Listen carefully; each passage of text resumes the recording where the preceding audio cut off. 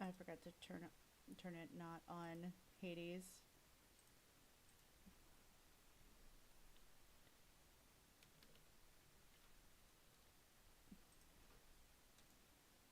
There we go.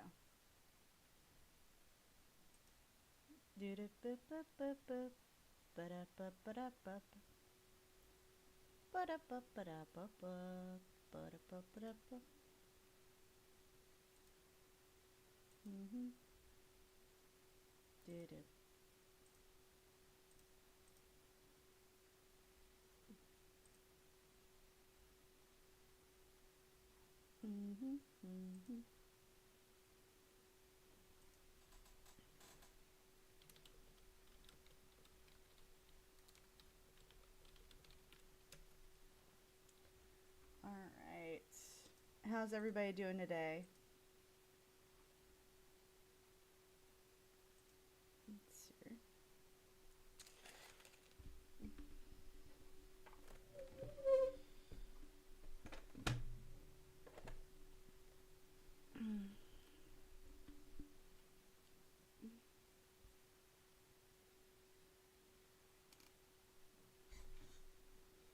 Let's see.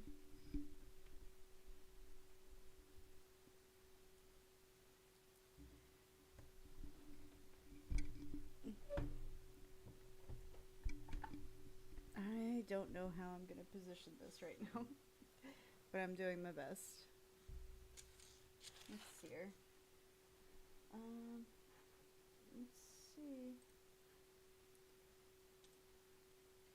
No, goth girls my weakness. Well, that and buff girls. Bonus if it's both. So Vi from Arcane is what I'm hearing.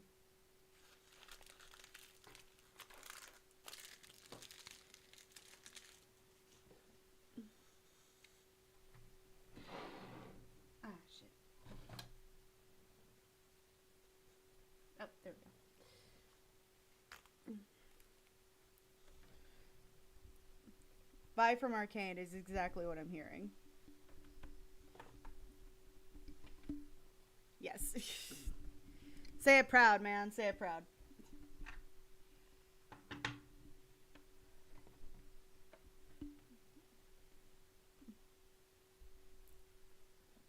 Also, I swear to God, if you're about to say Karlak.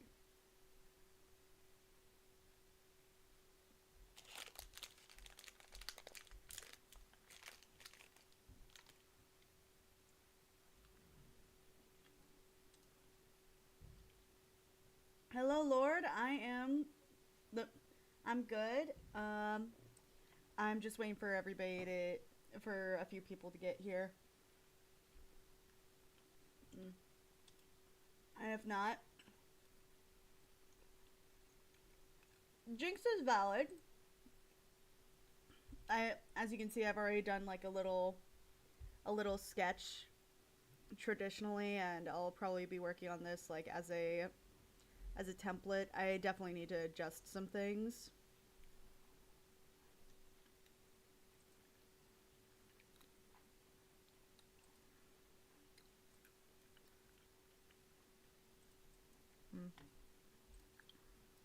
Ah.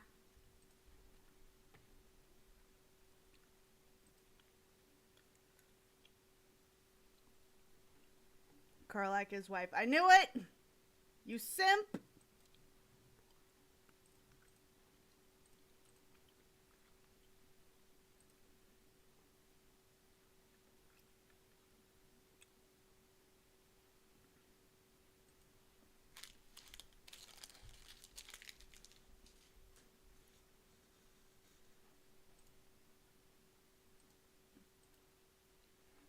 Let's see here.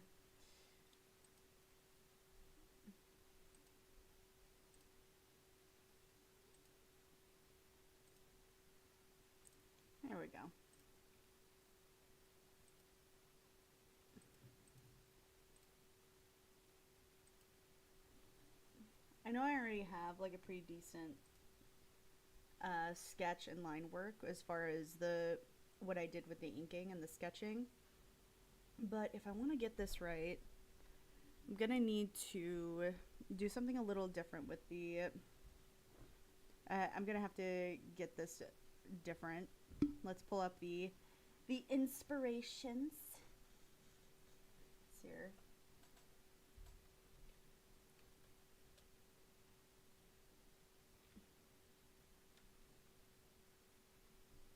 And we pull up this one right here.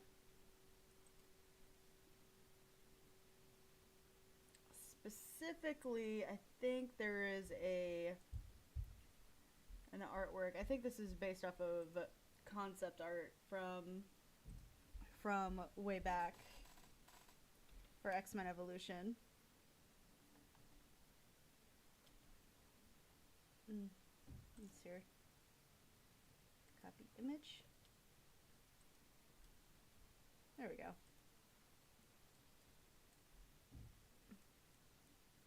Fun fact: I actually got to meet the character designer for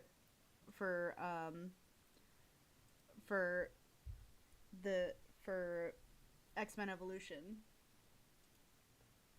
Let's see. What can I say? I love big, strong women who can snap enemies in half, but I love the fact that she is in fact a sweetheart. Ah. Do you not have any other characters besides ponies? Because I only see that there is no change in the character at all. Still the same character. Are you talking about my avatar? Or are you talking about the thing I'm drawing? Because if not, then I have a lot of concerns. Specifically with your eyesight, maybe.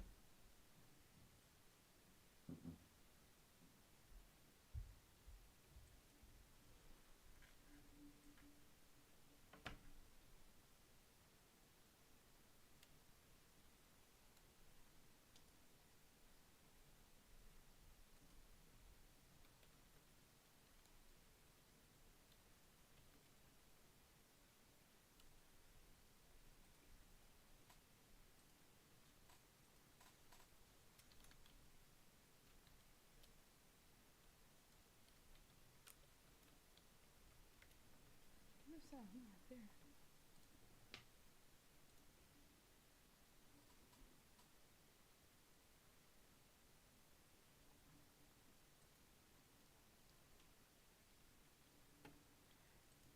Also, another thing about that comment, did you not see like the series of me making like new OCs based on like things people have said about me? Like I don't know. Let's see here.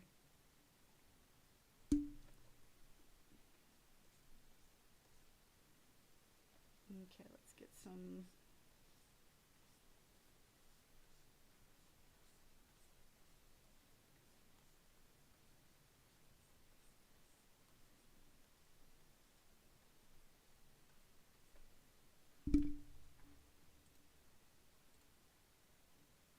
So I'm trying to figure out why I have a thing for crazy girls like Harley Quinn and Jinx.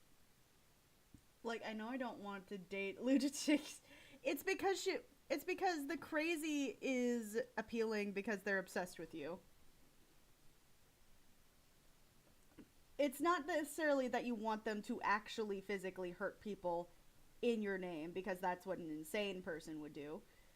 But you like the appeal of people who are expressive and outgoing and are able to bring you out of your shell. You like a manic pixie dream girl. It's just the type of crazy that you're into is a little more manic.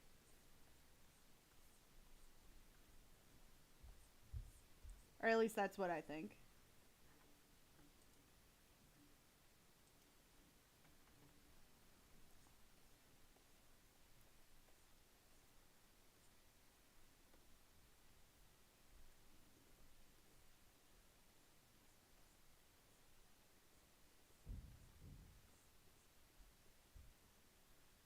I assume the same reason why I'm into girls that can protect me too. Yep.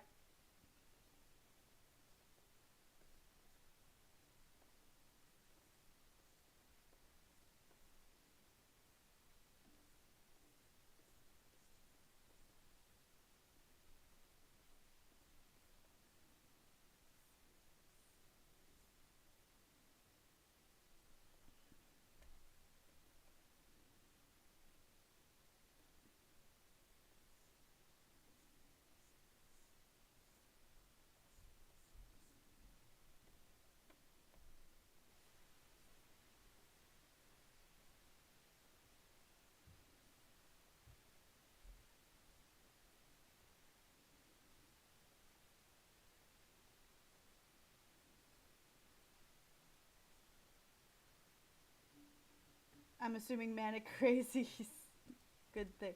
Manic just means that, usually speaking, the go-to phrase is to say manic in a way that's is just kind of meaning hyper.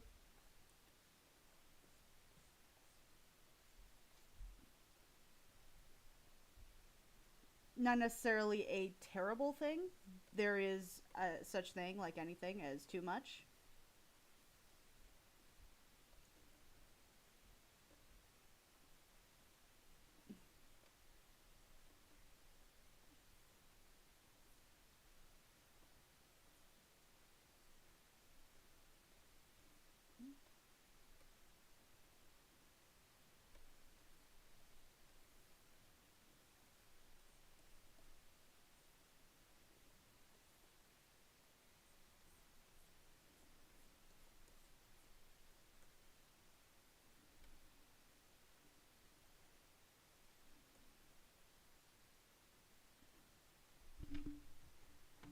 Mm-hmm.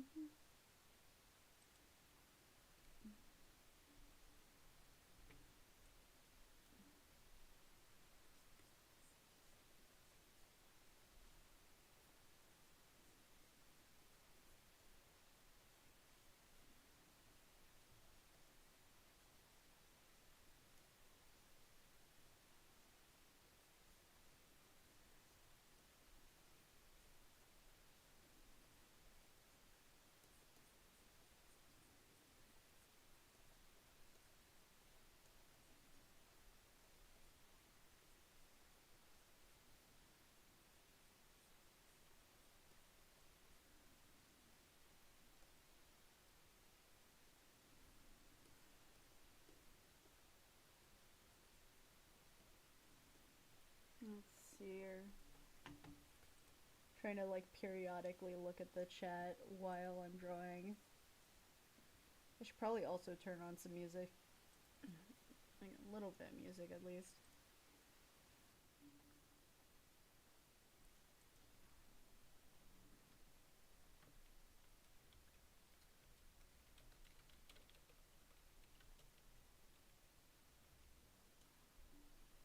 Let's see here. I think I have it down as, god damn it. Let's see here. Alright, good. I do have them organized by file. Let's try this one.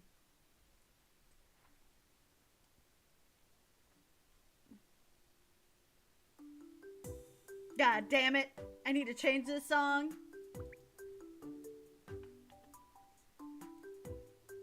As it consumes my life.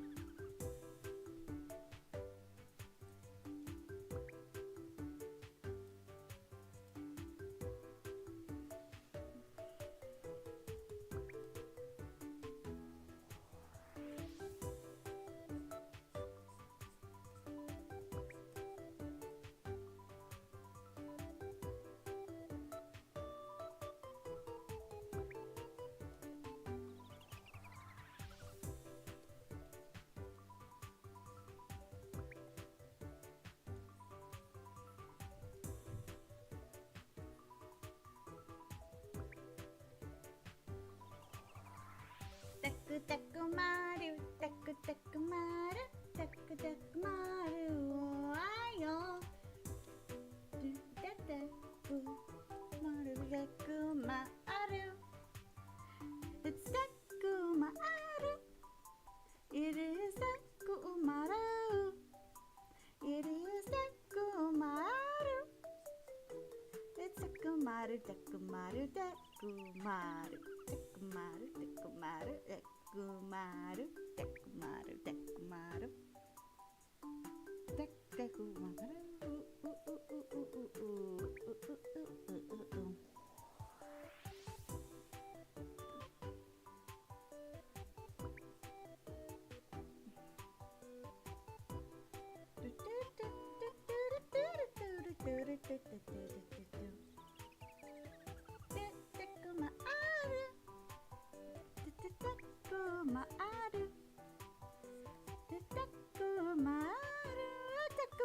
Takumaru, takumaru, takumaru. Takumaru. Takumaru. Takumaru. Takumaru.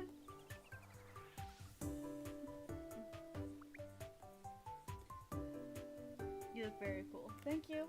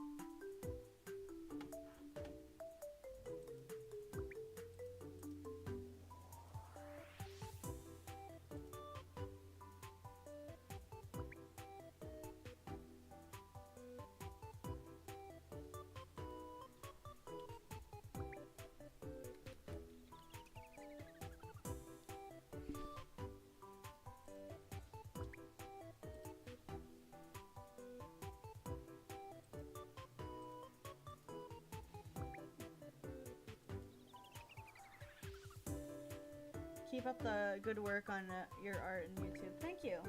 I appreciate that.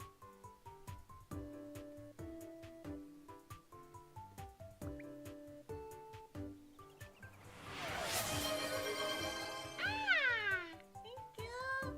Thank you for the sub.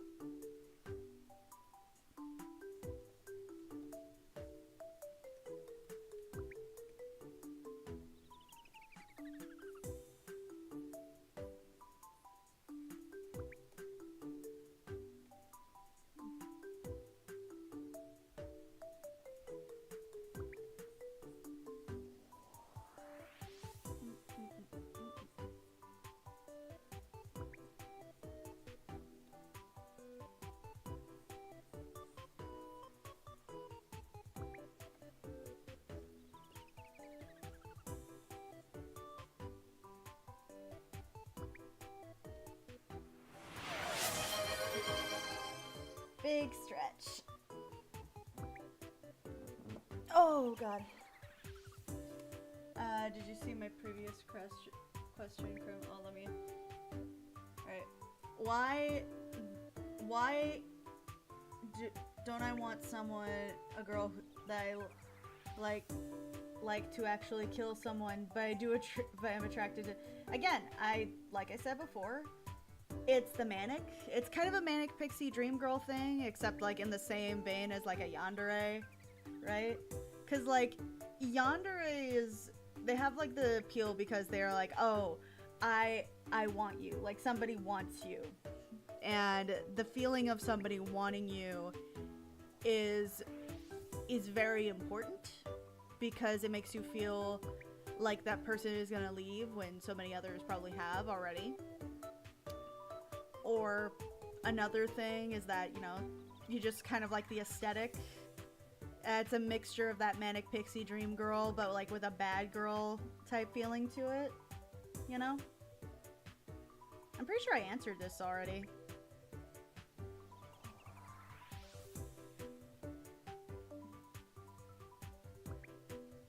Sorry, I'm trying to scratch. I know I shouldn't. It's bad to scratch.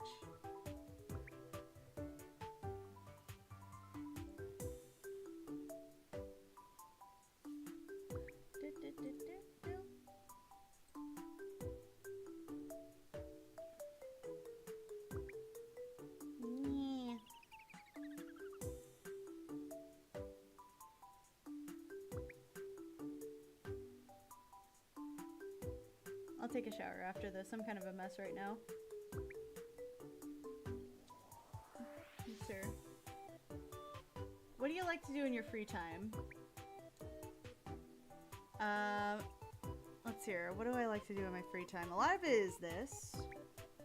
I also watch a lot of horror movies, and I like hanging out with friends. I'm a very boring person, to be honest. I stay inside. I draw. I stay inside. I draw. I stay inside. I work. I watch anime. They're all very, very boring. Hey, this needs to be pushed up.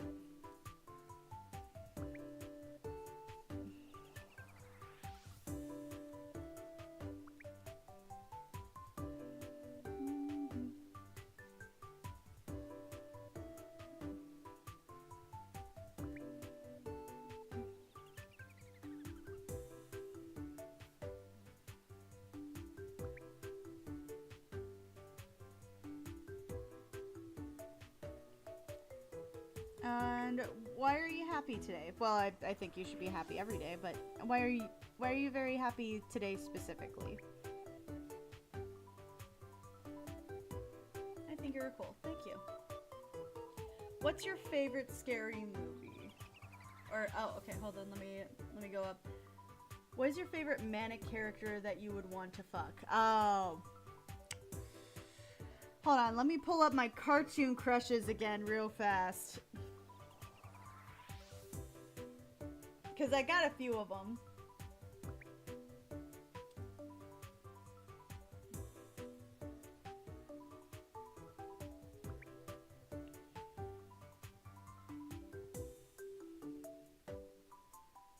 Sir.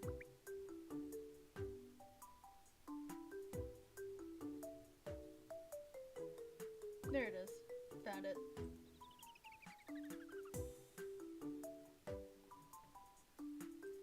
Alright. Then I'm just gonna open this. Go to my images. Let's see here. What do I got here? Where I want to put my dick in crazy. Probably Madeline Pryor. Madeline Pryor's hot.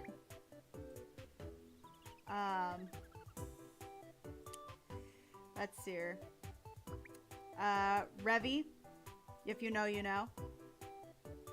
Eddie Brock, if you know, you know. Let's see here. I don't know if I'd consider some of those manic. I feel like they have justifiable reasons for going crazy.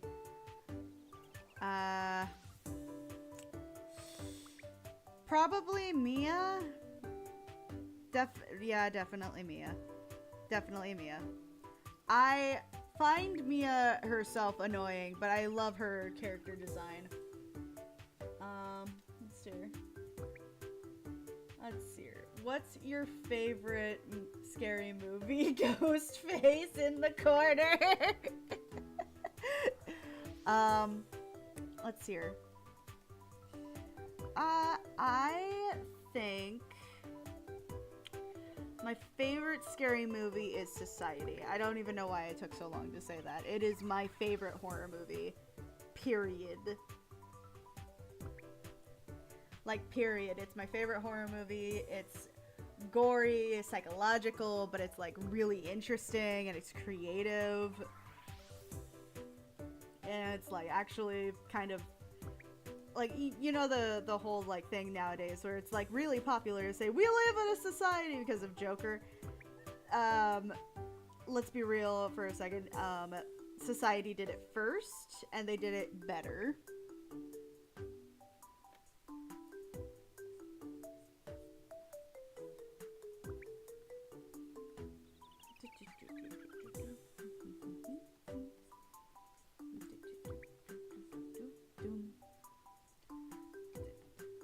Speaking of horror, R.I.P. to Tony Todd.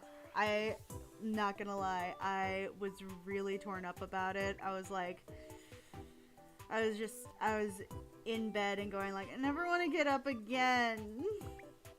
No, Tony Todd.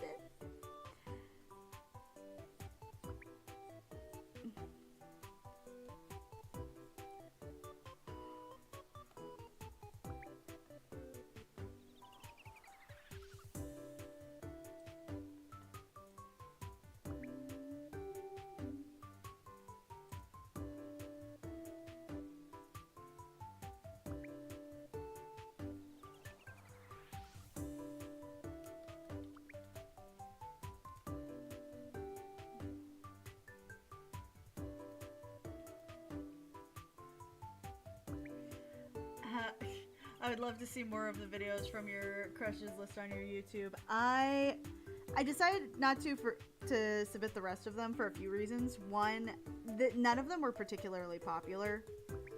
And two, I ran out of time to accumulate them into highlights while I was on vacation. So I was like, it's not worth it.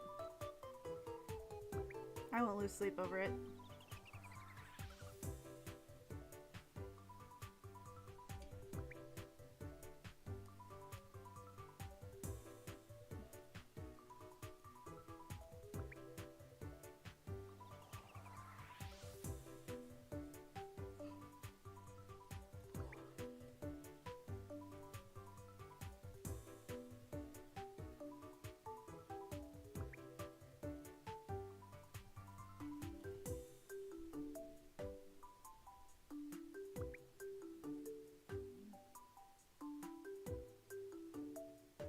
I will remember Tony Todd as Candyman and Ben from a Night of the Living Dead remake. If I had to be honest, I didn't like the Night of the Living Dead remake. I feel like it kind of diminished some of the meaning that it accidentally created. But I also, for me, he will be Dreadwing from Transformers Prime. He will be Candyman. He will be the Caution dude from Final Destination up to 5. Which, objectively, 5 has the most cartoony of kills, and I loved it.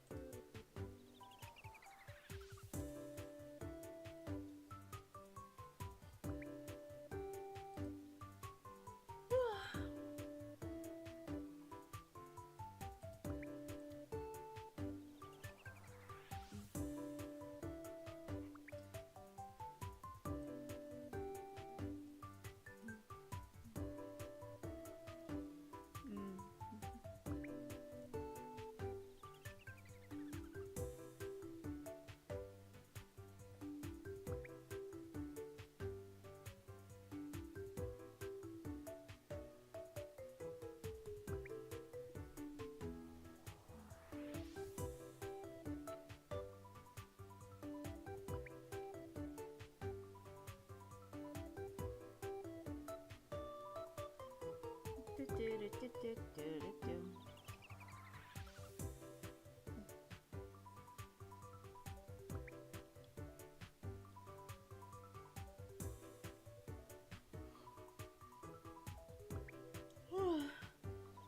I prefer the remake Barbara to the original Barbara. Also, Barbara killing Cooper in the remake was satisfying. It was satisfying, yeah. I don't know if I really loved Barbara in the original. I do think that Tony Todd's character kind of got diminished because a lot of the stuff that made the character more interesting was taken out in order to make Barbara seem more interesting. I just didn't find her that compelling. But no, that's just me.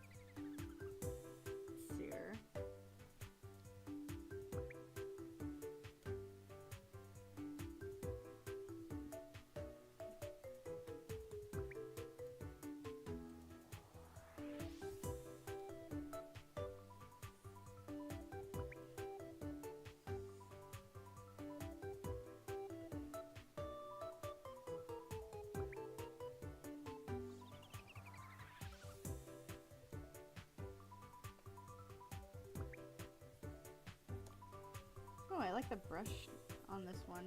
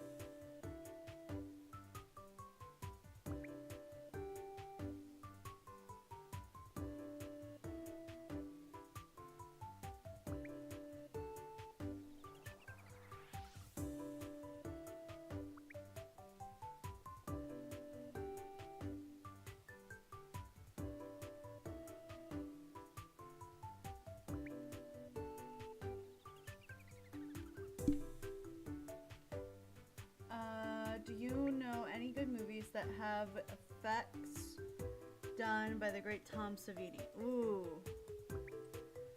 I don't, not off the top of my head. I have to say, unfortunately not on the top of my head. I'm happy to be here. Ah, that's cute.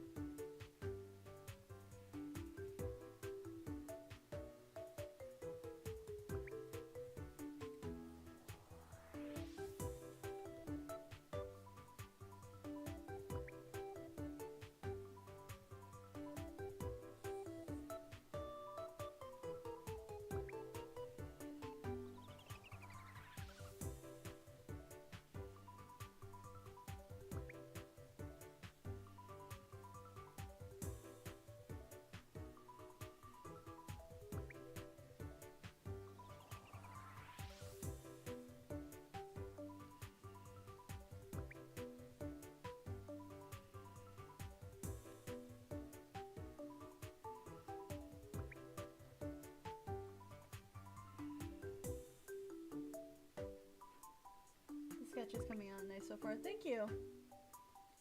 Good morning, Noah.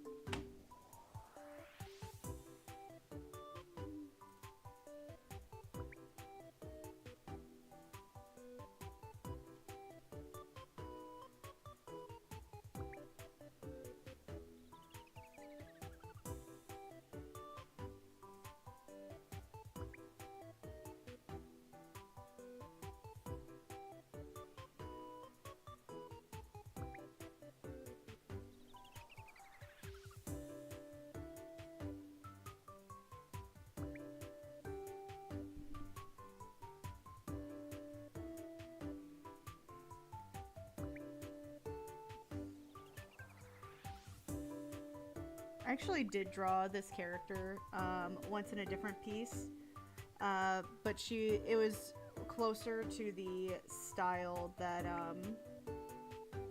that Rogue has in that particular that particular show. But I wanted to make it a little different.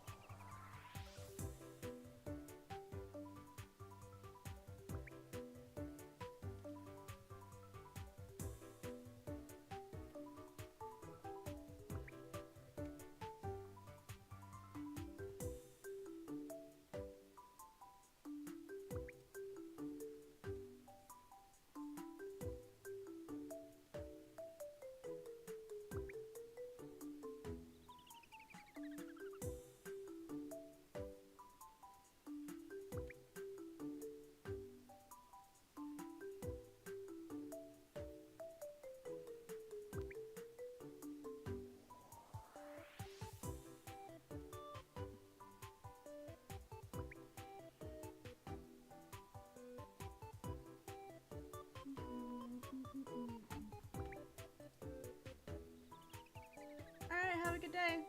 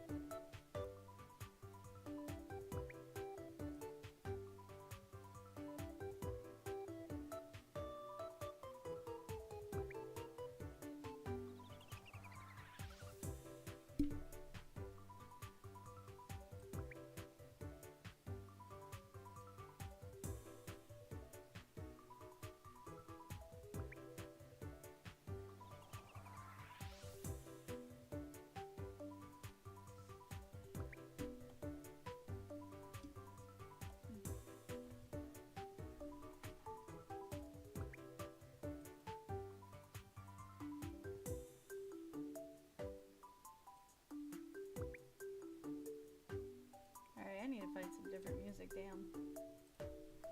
Let's see here.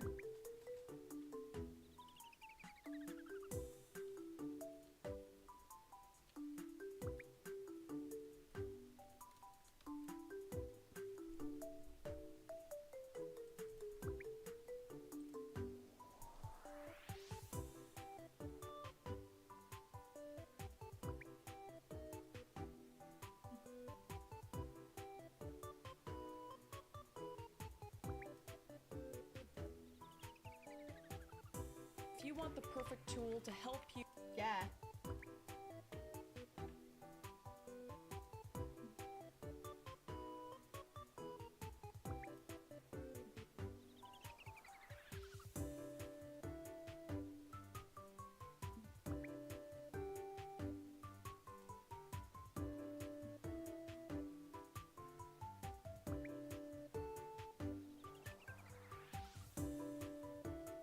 Alright, let's try a little something new.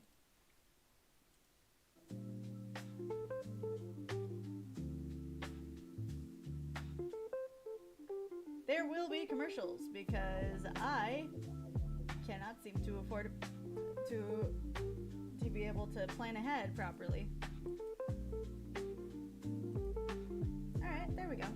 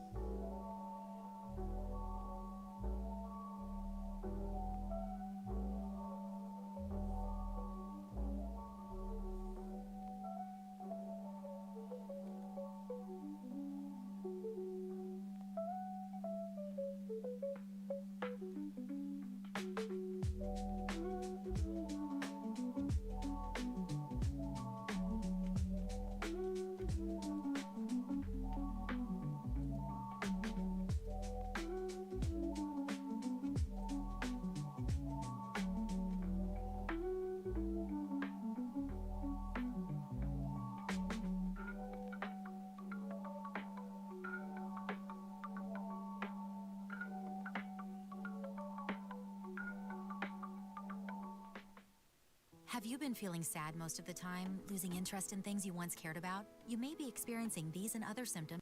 I would love to know what these and other symptoms could be, because I think it's called life. It's life. There it is.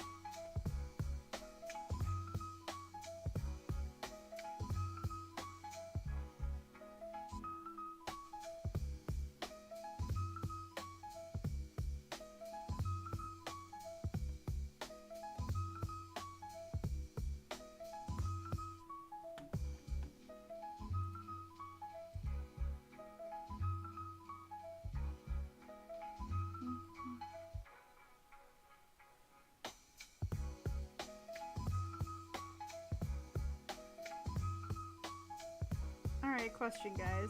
What was your guys' first cartoon crush, as far as, like, in the goth persuasion?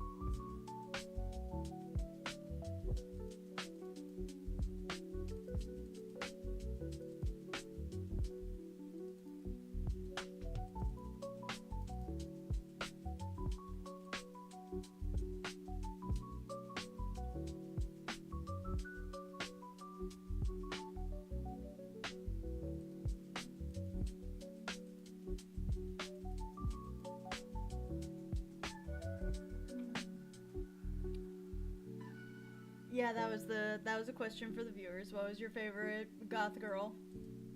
Goth character?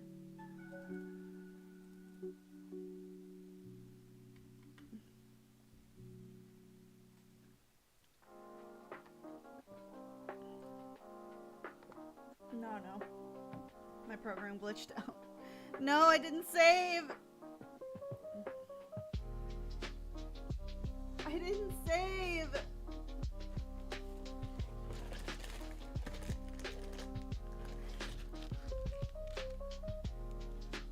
Oh, thank God.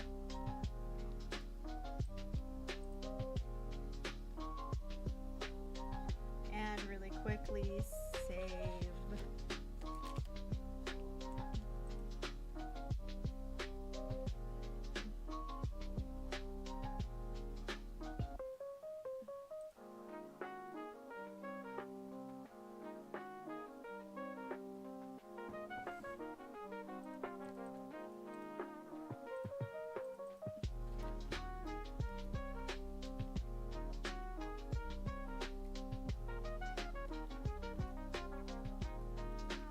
There we go.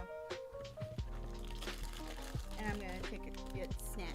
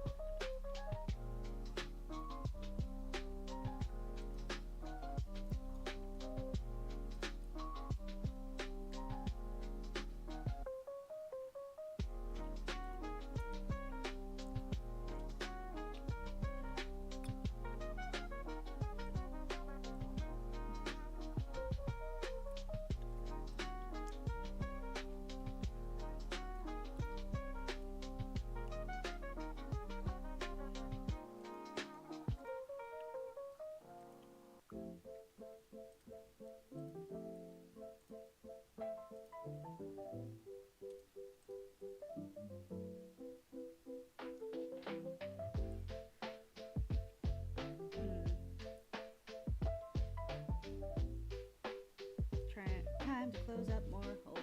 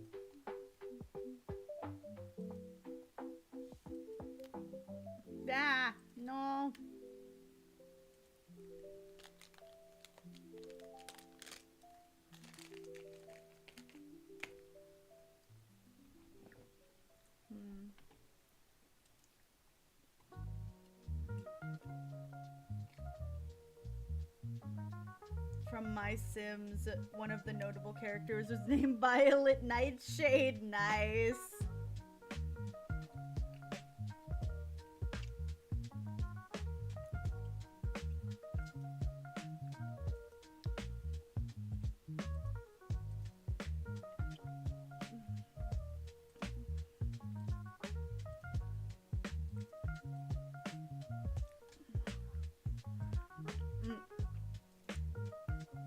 No, I have not heard of it. Then again, I don't normally play the game, so that one's new for me.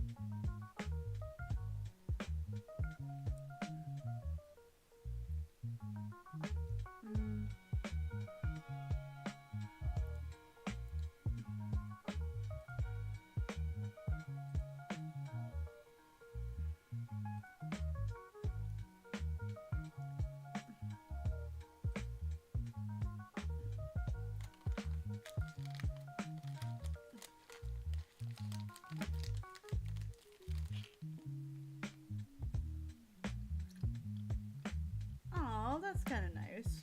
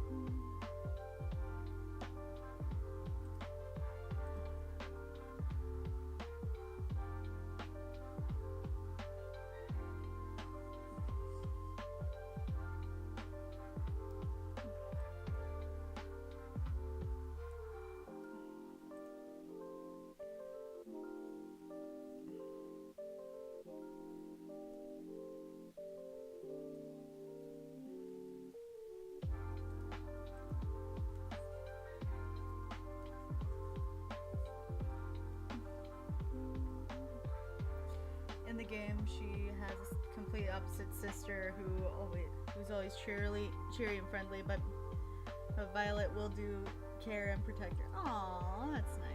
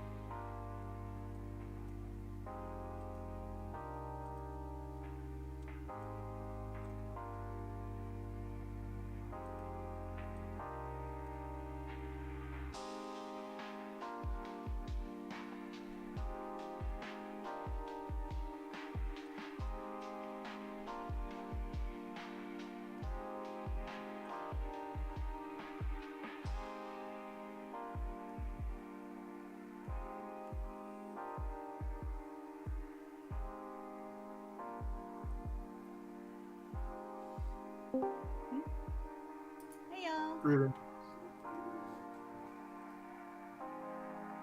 How are you doing today? Doing all right. Having cereal. Oh, that's nice. Just like generic cornflakes, but I actually kind of like them now. You I also learn have to honey. You will learn to appreciate the cornflakes to be the cornflakes. Cornflakes for the corn god. I don't know if I mentioned on this stream before, but like I remember Jim Sterling had the cornflakes. It was like Stephanie Sterling now. She had the cornflakes homunculus. I must have mentioned it before on this stream. It was just like a bag, just like a bag of cornflakes on their face in like a garbage bag with like their hand in a cornflakes box and screaming in pain. And, like just existential like horror. That's funny. I don't think you've mentioned that Also, before. I must have. I probably mentioned it on like another thing. Maybe. That's my recent memory. Okay. Also, you're not streaming on Discord. Because nobody has been here. I have been alone. No one likes I think me. when you stream on Discord, it gives like a notification to people, but I'm not entirely sure. Like I put down the live thing and everything. All right. Let's see.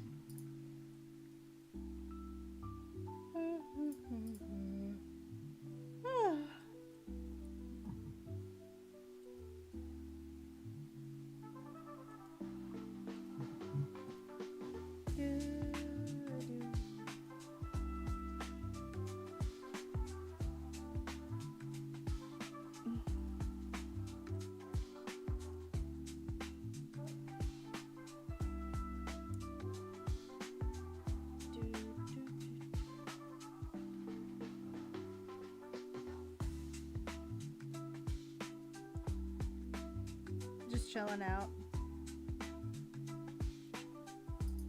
Definitely.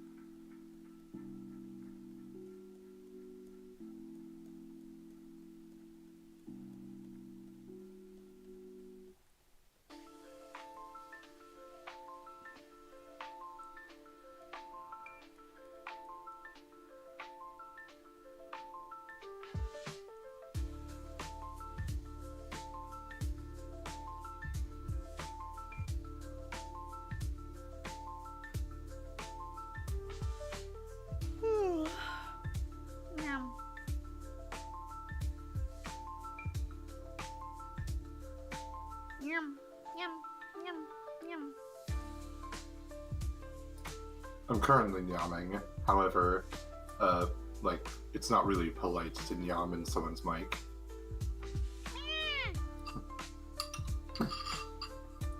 Hi, Dice.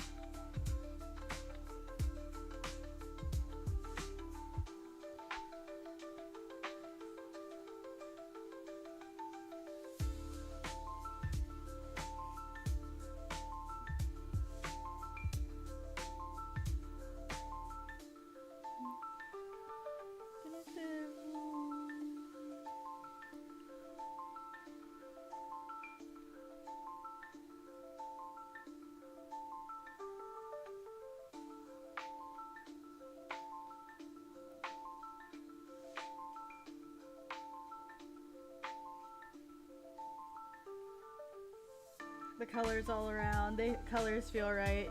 Thank you.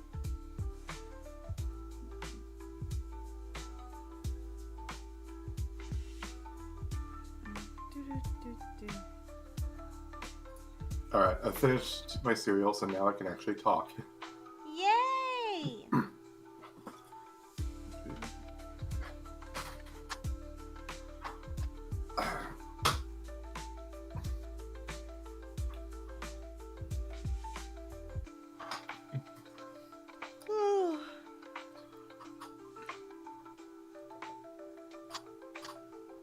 Bleh.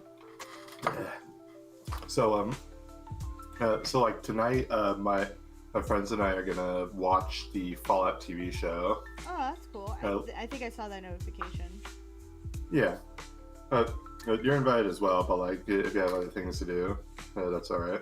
Also, it would be, I'm not sure how late it would be, but it'd be like our usual time. Okay. No, we have our I have my own means of like watching it. If you catch my drift. Tint, tint, nudge, nudge, penis, penis. Well, wait, hold on, what? Not quite. I think someone has like leaked some shows on certain adult sites. I wouldn't be surprised. Like that. I think it's harder to do now because like they're all so official now that now they have to like take stuff down. Right. Like if it violates copyright. Not like back in the day where you could watch entire episodes of like any given series in all 4 parts of each episode. Oh my god, that's how. I think that's how I sent you like the Redwall show. You Not did. through an adult site, but like through multiple different parts from like a YouTube thing. Yeah, it was like multiple different parts. Each part was like, I think it was like 15 minutes each. Oh yeah. I mean, to be fair, kids shows like are usually shorter, but I'm not sure if Redwall was one of those. So like we never did do like an episode on Redwall, but it was like something that something I did want like pointed out in that show is like it was like rather brutal for like yeah. a kids show. Oh yeah. A kids show from Nelvana from Canada, but also like from like an actual like fantasy author. One of the more bigger things is one like the main character's sister at the very beginning like dies getting him to like the abbey, like by falling under the ice. Right. After nearly being killed, nearly being eaten by like a serpent. And also like one of the more ones that stuck out to me was like when they were using like a siege tower to like scale the wall, but like and they were trying to get across, but one of them like threw a lantern at one of the rats and he like started burning and fell off the tower to his death. Like that's something you'd see like maybe like in Lord of the Rings or like Game of Thrones, like when they're sieging King's Landing or something, but like this was in like a kids show and I love it. Yum. But no fire. Yum. Yum. Boop. Boop. Boop. Boop. Boop. I think the author who did Redwall, Brian Jacques, I think he'd have loved Dungeon Meshi just from like how intricate all the food is. Oh my god, I love Dungeon Meshi. Yeah. Dungeon Meshi, I just finished the first season, right? Yeah. And I was like looking through, I was going like, damn, these are questions I would ask as a player. Also, it was really interesting to see the difference between like kobolds in the States versus kobolds in Japan, how they're still dog-like. Yeah, orcs too, like for the same reasons, like it's because like it's sort of like a fictional version of like the island effect, where like one species is like mostly the same, and then they're separated by some sort of geological thing, and then like untold time passes, and then like when they're compared side by side, they look almost nothing alike. Even though they are perhaps like the same species. And that's what happened with like orcs and kobolds. Except instead of the same island, it's two completely different islands. Well, there's one island and a continent, but like it's the separation for like the longest time. Like Dungeons and Dragons is like imported, like I think near close to like first edition, and then it sort of didn't remain as popular. But then like I think it was like Dragon Quest came out using like first edition as a base, that became super popular, and that's been like the fantasy default ever since then. Even when like they did more fantasy, like a lot of it was like based off of the aesthetics from Dragon Quest.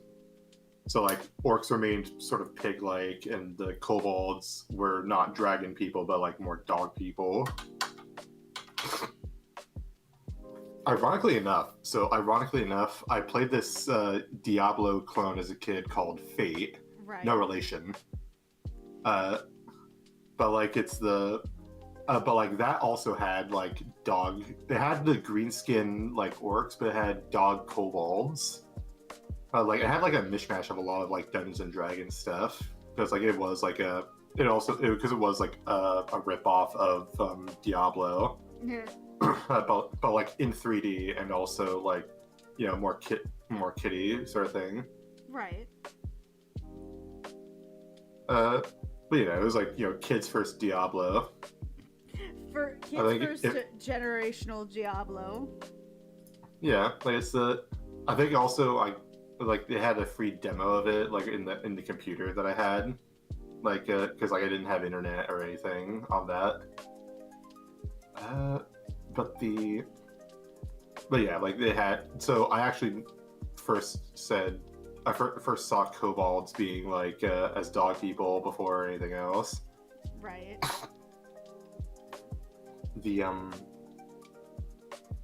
There was also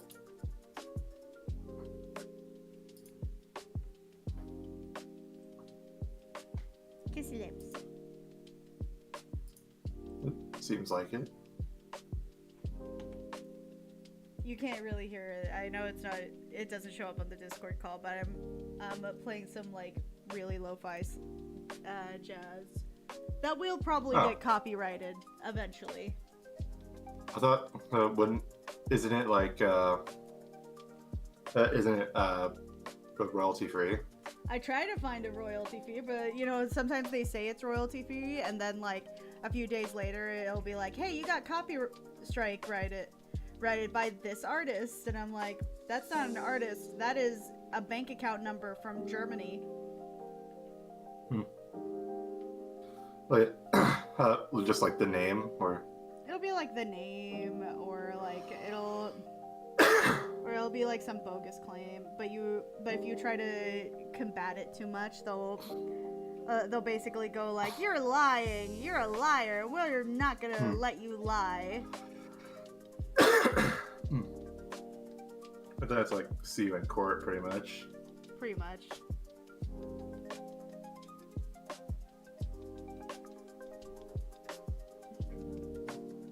And then their customer service is kind of ass. They don't really help very much.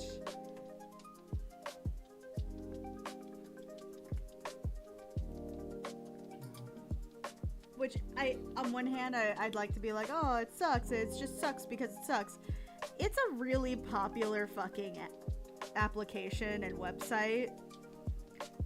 Twitch? Like YouTube. YouTube, yeah. So the only thing I could say is maybe hire more people, but that's really easy for me to say. I mean, it's not so hard. To hire more people, it would be nice for them not to have like those fake jobs. Like it's the like just to like go over like everything, like all the like all the copyright like claims. Right. Also on the subject of like asking questions like Dungeon Meshi, those questions have been asked during my D&D game, and I just cannot answer them. Like I'm just like, please, like I can't come up with all this. I'm trying to come up with like the dungeon first. And then there's me going like I'm the trash man, and this is why the trash man exists. Yeah. But, I mean, like, it's not like, you know, how would this monster act under these situations? It's more like, you know, can I make this dish? What would I need for that? And I'm like, I'm not actually a chef. If you want to make this dish, you should do the research. Because, like, I've been bending myself out of shape trying to, like, figure out what would grow in this a certain climate, and also this culture is based off of Byzantine/Greek culture. So like, what could they make here, and what wouldn't be available here? And it's just absolutely like I couldn't do it anymore. I'm like, okay, I can't figure this out. You have to like, help fill in the blanks a bit. Well, I think it ultimately depends on what you're trading. Because you have to understand that, yeah, there are going to be things that just don't equate. But you also have to understand there are things that do equate, but they don't equate because they're local. They equate because they trade. Yeah, I guess so. But also, like, this is like but also, like, travel is a bit harder, or like trade is a bit harder in this, like medieval sort of setting. But yeah, there could definitely be like trade for that sort of thing. Like, for example, right? Baklava. Baklava. Yeah, like what is baklava? I'm not entirely sure. Okay, so I know you need a little more of that, according to Jeannie. So baklava is traditionally known as a Greek dish, and it's basically phyllo dough, layers of very thin pastry puff dough, and then you layer it on honey and then pistachios and walnuts and a few various other ingredients. But those are the basic of the basic ingredients, right? Now, keep in mind, this is supposed to be a Greek dish. And if you actually look it up, Greeks didn't really have things like meat, or they had honey, but it wasn't like it was really rare for you to get it over there. Pistachios were particularly a Persian dish, and phyllo dough, I think, was already in Greek by the time they made it. But then trade happened, and that makes an entirely different dish. So you also have to kind of think about the trade in that, which is something I really like in Dungeon Meshi. They actually point out like a few things that they do make in Dungeon Meshi, and how certain things are not local. Yeah. Hell, there's even a scene where they talk about the different types of dumplings and empanadas. But yeah, essentially knows how to make them at least. Yeah, but they still have like different types. Like there's one where they mention like, oh, you don't put cheese in yours, and they're like, no, that's weird and gross. But oh yeah, actually that I remember that. Right. But, and also like they also mentioned like using like some treasure treasure bugs as like a delicacy, Right. or like a fair food. Right. And the jelly is so. Oh my god! I saw this. Whatchamacallit? I saw this episode that was Emirichu like going to these pop-up cafes. I think she still does them. But she basically goes like, oh, I go to these pop-up cafes, and the pop-up cafes are supposed to be based off of like different anime. They're like collab cafes. And in this particular one that she went to a Dungeon Meshi one, and they actually made like they had drinks there inspired by the jewel jelly that they had that he had made, and like they also had like an actual crocodile claw to eat as a way to represent the red dragon. Yeah. Like a bear claw. No, it was an alligator. Oh, like an actual meat alligator. Like an alligator. I haven't tried that. I hear it's like rather popular. It's gamey. Down south. It's a little gamey, if I had to be honest. Like it's like, okay, how do I describe it?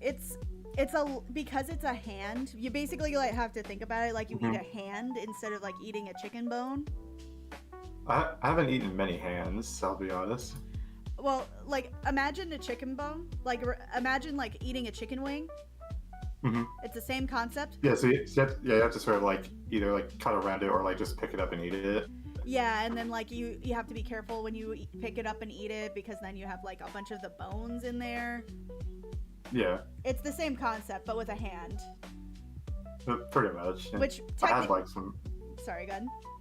Yeah, I had some fried like chicken wings I baked in the oven just last night. They were Oh, that leftovers. sounds so good. It was like the it was like the prepackaged ones, like like you just put it in the oven, you just heat it up. Mhm. Good. Let's see.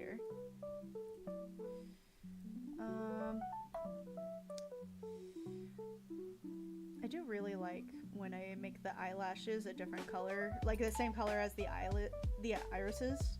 I don't know, something about it makes it pop a bit more, but sometimes it doesn't work as well as I think it will, so let me try it. Like, I think another thing I like about Dungeon Meshi, they ask like really fucking weird questions. Absolutely. And I'm Also not talking the about I'm not talking about like the times where they're like, "Can we eat it?" what sort of questions do you have in mind? Okay, so like there was this episode where they were, I think it was the last episode before they were going to meet before the end of the season, and they're talking about like how the logistics of getting the sister back would be like what is the life gonna be like. Not even like the plan part, but like just the part where they're like, yeah, how is she gonna like live and like be a cooperative part of society? Because assuming that we can't get her lower half to be a person again, like, and like then they're like, oh yeah, and on top of that, if you try to pull her out of here, it's gonna be like pulling a fish out of water because the mana down here is strong enough to sustain her, but she can't. But now she can't sustain herself. You know, shit like that. Questions like that. Pretty much. I love questions like that because that makes you think of the logistics of like how things go around here and how we're supposed to like navigate towards the ultimate solution. By the way, for anyone watching, spoilers for Dungeon Meshi. but seriously, but we seriously recommend it. It's quite good. Oh yeah, it's so good. Let's see here. I think that, and like, I love the addition of the cat. The cat person is so cute. Oh yeah, Kibidi. Kibidi is so cute. I want to snuggle her. I want to snuggle them so hard. I don't know if they go by he, him pronouns or she, her, or they, them. I believe it's she. Yeah. But it's so baby. It's a so fluffy baby. They're just a mean sort of cat. So cat. Yeah. Some cats are nice. But like it is like people have said like how refreshing it is that like she's not like a cat girl, she is a girl cat. Like she's a cat in the shape of a person. Right. I love that. And not just like an excitable like but otherwise normal girl with like cat ears. Yeah, I hate that shit. Like it's so boring as a character design aspect, you know what I mean? Like because I don't know, like I remember there was this trend a few years ago where they would be like, oh, you know, like this is a cat girl, and here are the hentai tags that you like. Here's cat girl, and you're just like, cat girl's okay, like it's not gonna get me. It doesn't really do anything for me. As for the but like with Itsuzumi, she like one of the funnier parts of the show was like when they go to the Golden Country where like all the beasts are sort of docile, but also that means like she's docile because like she's part beast person. So he's just like a normal, like happy cat who's like really affectionate all of a sudden. Right. But like when Marcel's allowed to pet her, but like when Laios tries to pet her, she like smacks him away. Right. It's hilarious. But also like, what was your reaction to Chilchug's sort of reveal about like who he is? Like how old he is? Pretty much, like in terms of like his species. I thought it was interesting that they brought up how ages fluctuate differently and how like in his, he's like only 26 or 29, I think is what they say. Yeah. They say 20. I think it's 29. That sounds about right. Like they say 29, and then you're just like sitting there with that and going like, you're only 29, and then they reveal later where it's like, oh yeah, like my age for my species, like for my species, this is actually really fucking old. Yeah, it's more like late 30s, early 40s. Right. Which honestly, not that old either. Like to be honest. No, but he's definitely like in the, but he's sort of like nearing the midlife crisis. Like his wife is already like separated. Like they're already separated. His children are old enough to leave the house. Right. He has kids. That's the other thing. Yeah, and he hasn't seen them in a while. Like goes home and barely knows his own daughter. Don't you be quoting it. Don't you quote the MC, Rami. I mean, it certainly applies, sort of. Oh no, it doesn't. I mean, yeah. But yeah, like that's also on the subject of it. That's also why he like gets along so great with like Itsumi, because like he already raised several like teen daughters, so he knows how to like sort of like navigate around that. Yeah. The 5th grade clarinet solo? Distracting. A mustard stain on your favorite shirt? Oh, man. Yep, distracting. Your neighbor's backyard pickleball court. Oh God. Distracting. But one place you don't have to The put ad. up with Sorry, the ad showed up and I was just like, my ears, rape, murder. It's just a shot away. My ears. It hurt so bad. Because it was like, you know how like when you have like certain hearing sensitivities, like you hear something and like it hurts so bad you can like taste it. No, but I definitely have like heard like a soft like YouTube or a video or like with lower audio, and then the ad comes in and it's just blaring. Oh my God, it's awful. And what's worse is that it had like the basketball squeaks. I didn't register. Like it had like when you hear like sneakers like jumping around the food court. I think so. And it's like the boom boom. Oh, like when it's like that loud, or Yeah. It's awful. Just like, no, my ears, my poor little ears. Too much ASMR. I don't know about tasting, but I get what you mean. I don't know. Maybe that's just my really weird way of describing it. Okay. There we go. Like when they ask questions like that, that's like, it makes them feel like people, you know? And I appreciate that. I appreciate it as a player, and I appreciate that as like somebody who's trying to start GMing a bit. Yeah. I will warn, like, once you start GMing, it's very hard to stop, because, like, everyone will look to you to sort of, like, run things. This is Or at least true, that's the impression I got. unless you're really shitty at GMing. Maybe, yeah. Because I've met people where they're, like, really shitty at GMing, and so they so they just either give up, or they go like, yeah, can somebody else, like, help me? And then that person ends up GMing instead. Yeah. I mean, it was a trap from the start. Yep. There was also I still have to like do a lot of prep for Wednesday's session. It's also... What's your favorite? Okay, this is for in call and in the chat. What is your favorite? Oh my god, I had to mute for a while because I have a chance to watch it. Dungeon. Oh, I'm so sorry. Even though a particular ship has been pretty much established in the fan in the fan arts. No, we're keeping that. It's the fan rats.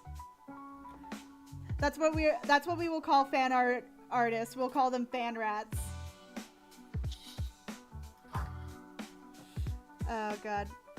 There's several ships that come to mind in that regard. I think that the ship specifically is probably the sister with the elf. Yeah, absolutely. Based on fan rats, because fan artists are little fan rats who eat up all of the fan material, all the cheese of the media, and go like nom nom nom nom nom nom nom nom.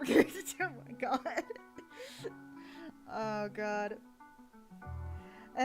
I'm just imagining that I have all these conversations and then like nobody understands them after I get off of stream. They'll just be like, what the fuck are you talking about? And I'm like, no, my people understand, they'll tell you. And they're all gone. Oh, all five of them are gone. So what was the favorite thing you were talking about? Like, what's your favorite moment in like D&D, like in Dungeons and Dragons, just generally? Like, it could be like a character that you had, a character moment that maybe somebody else had that you were able to listen in on, like anything like that.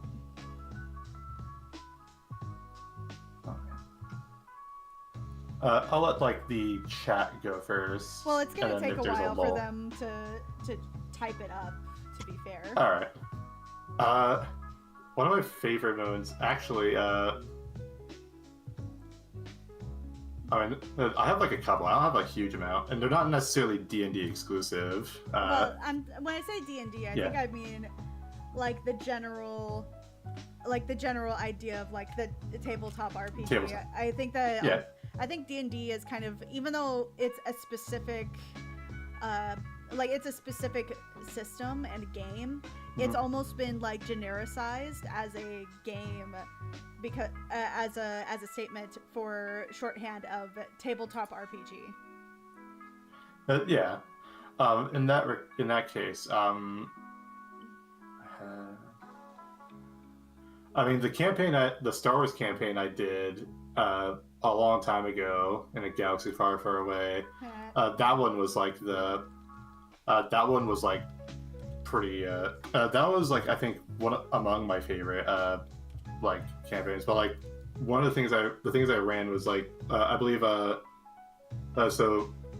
Revenant was a part of it. Yeah, I don't believe he was.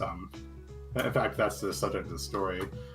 He played like a sort of Jedi a character, and the whole party was going after this Mandalorian like warlord who had united the Mandalorians with like the Darksaber, and he was also Force sensitive. They ended up sort of like discovering him like when they were on Dathomir, and the Mandalorian warlord, this is like after like around a year or two of like campaighning, like in IRL time or like in IRL time. Okay. Just about. I think it was like, I'll say 1 year. You know, I'll be a little like reserved in that. But like after discovering him, because like this guy also I think killed like the Revenant's character, well, his like master, I believe. So they ended up like getting into like a formal duel, like to the death. Like it was like sort of back and forth. They were finally like racking up. The way Star Wars works is that when you critical hit someone, you inflict like an injury that doesn't necessarily kill, but like each time you get like an injury, it like the table for like the next injury goes up, so it adds a +10 to like the result roll, and on the highest amount like is like instant death. Eventually like it was back and forth until eventually like he ended up cutting like his hand off, and then finally like in the final like hit of the game, he actually like rolled and successfully got like, I think it reduced his health anyway, but like reducing your health in the Star Wars system, it only downs you. But like he ended up rolling the critical injury table, and he got like death, not necessarily instant death, but like he'll die in the next like minute or so. So I just said like you stab him in the chest. I did not expect him necessarily to win, but I definitely did expect him to like duel and maybe win. I didn't expect him to like perhaps kill him. Right. But like it was a suitably epic moment, and it was all his too.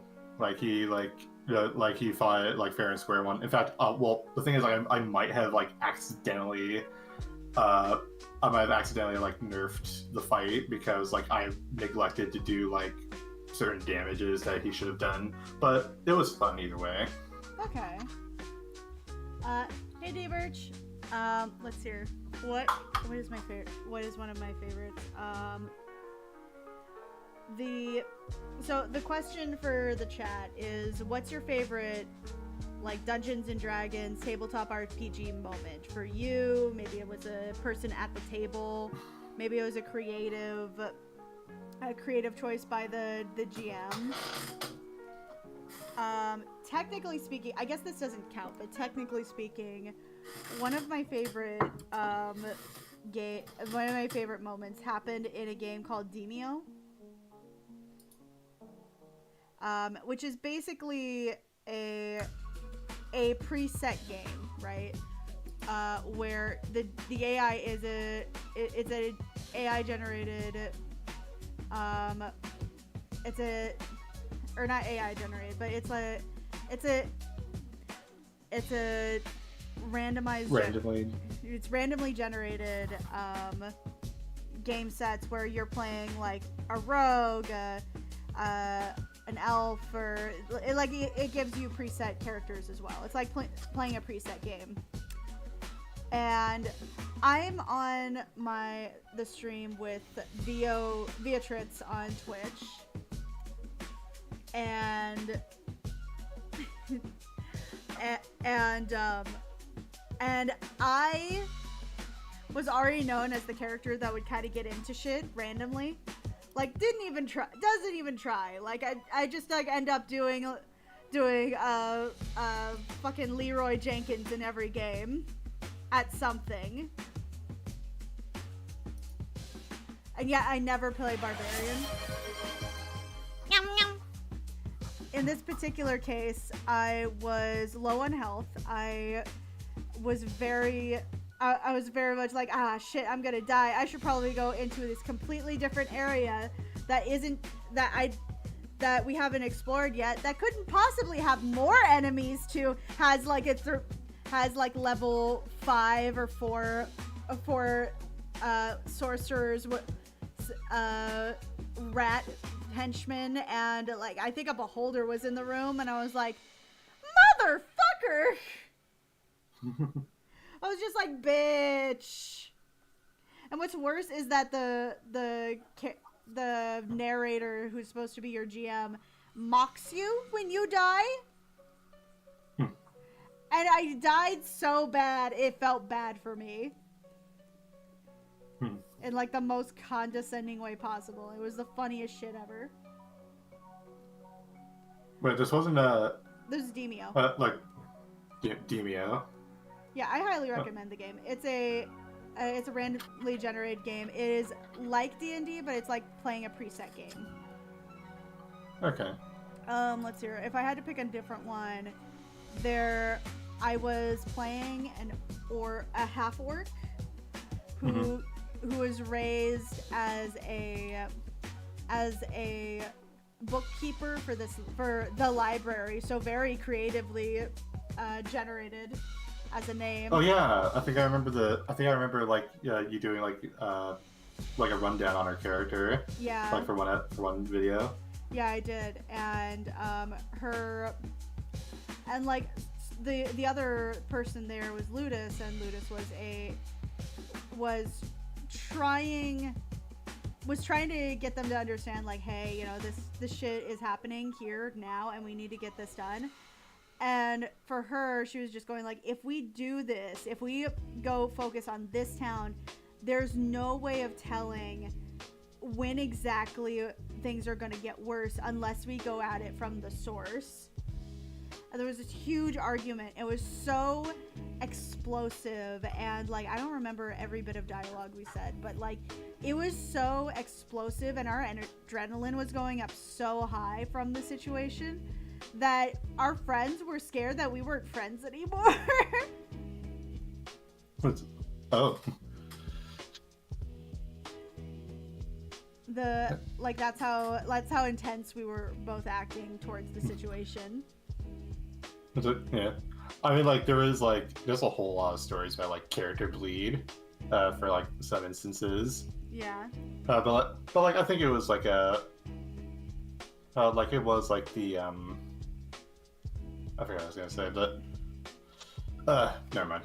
No, the thought's gone. It's okay, Thought. You'll come back eventually.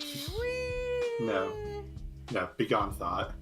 Be gone, Thought. But I thought you wanted the Thought to come back. Oh yeah, I did. Okay, you can come back. Come hither, Thought. Yes, come forth hither, sit on my lap. I'm not sure where this went. But anyway, there was a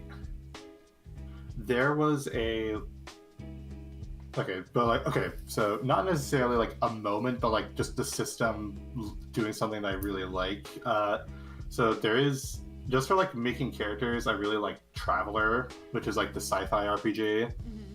Like it was so the way Traveler's character creation works is you don't have an idea and you make the character. You have to like roll the character pretty much. So you can like roll stats as normal, and also you can assign which rolls end up in which stat. Like, this is all done in like 2d6s. Most of the game is. Baby But like, you assign. I said nom nom. I said nom nom. Nom But you nom. can use 2d6. Anyway, but like the thing with Traveler is you roll their like backstory pretty much. Like you can decide like where, like which planet like you're from, or like which skills you get from like your life growing up on a specific sort of world. Right.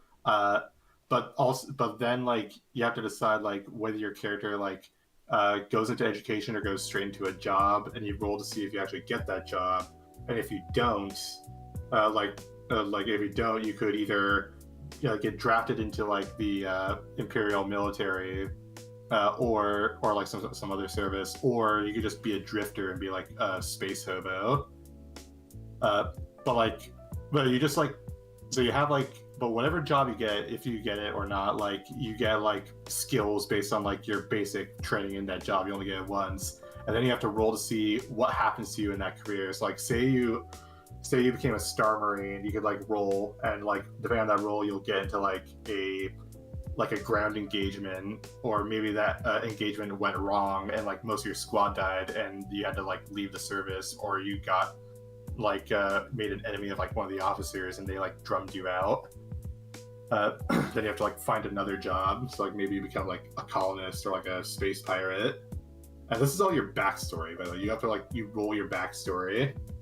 And you can get like really high in the ranks, and like by the time you get out, you're a lot old. By the way, like each time you roll, like there's like different like sections as you roll, and you can continue to like keep going or not, but like each one you do is like 4 years of your life.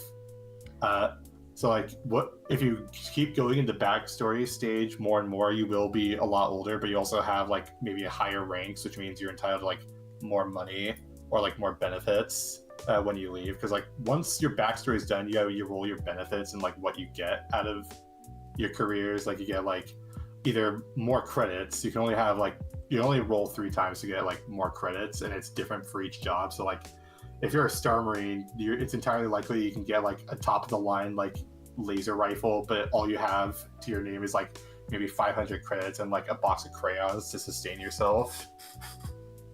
But if you're a space pirate or like a really successful one, actually no, bad example. But if you're like an agent, you might have like a lot of money, or if you're a noble, you'll also usually have like a lot of money. You could be a noble, by the way, but you need like either roll high on it or just have a highest amount of like your social standing, just to automatically get in. But like in either case, you have like by the time you're done, you have like a fully fledged character who had a prior career and stuff. But now you're a traveler. You're wandering around the galaxy pretty much, or that section of it. So like. And also, like, one of the things that is included is like, one of the things included in like Traveler is like, is how do you know your like the other players is like, however you know your characters, like you sort of decide like how does your character know this person. Depending on like your answer, you could decide like to give each other like a skill in something. Like you just have to like explain how your character would get that skill, how your characters would get like a skill from like interacting with each other. Right. So like it encourages like just like a nice sort of backstory with your characters. Like something fully formed, whereas like D&D perhaps allows you to keep it vague for a while. I think that I like the benefits of both in that case. I also, it kind of also reminds me of oh god, the game Burning Wheel, if you're familiar. I'm not entirely familiar, but I know like it's rather popular. Basically the game revolves around a few things. Like it plays very similar to D&D, but it's way easier to die. And because it's way easier to like get your character killed because the damage is so high, the game mechanics to make your character do things, right, is it's very easy to make a character. It's also very easy to lose a character. It's also very easy to lose the character just as easily because he or she could be like total he or she could be just like chilling out, and then suddenly a cannon, they get stubbed in the toe, and suddenly they have dysentery. Like that's how easy in this game you can die. Yeah. I know there's like another RPG called Harn where that can happen, where like you can fight like bandits and then like you die of an infection afterward. Right. Honestly, like that's something I'd want to at least try out. But I don't know. If no one else has a story, like, because like I wanted to talk actually about like something I did. Yeah.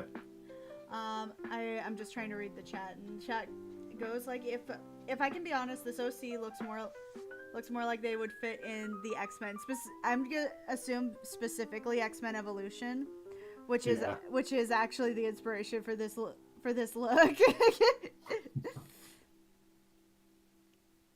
Like, I definitely have made this character before, not specifically with this look, but I have definitely made them have like a very Rogue from X-Men Evolution inspired look. And I think it's funny.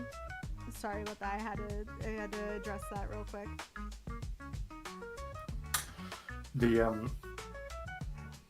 But like the thing I wanted to mention in regard to like Traveler's character creation system is like the first character I made for that, which I really loved, was so this was his name was Rutki of the House Lang.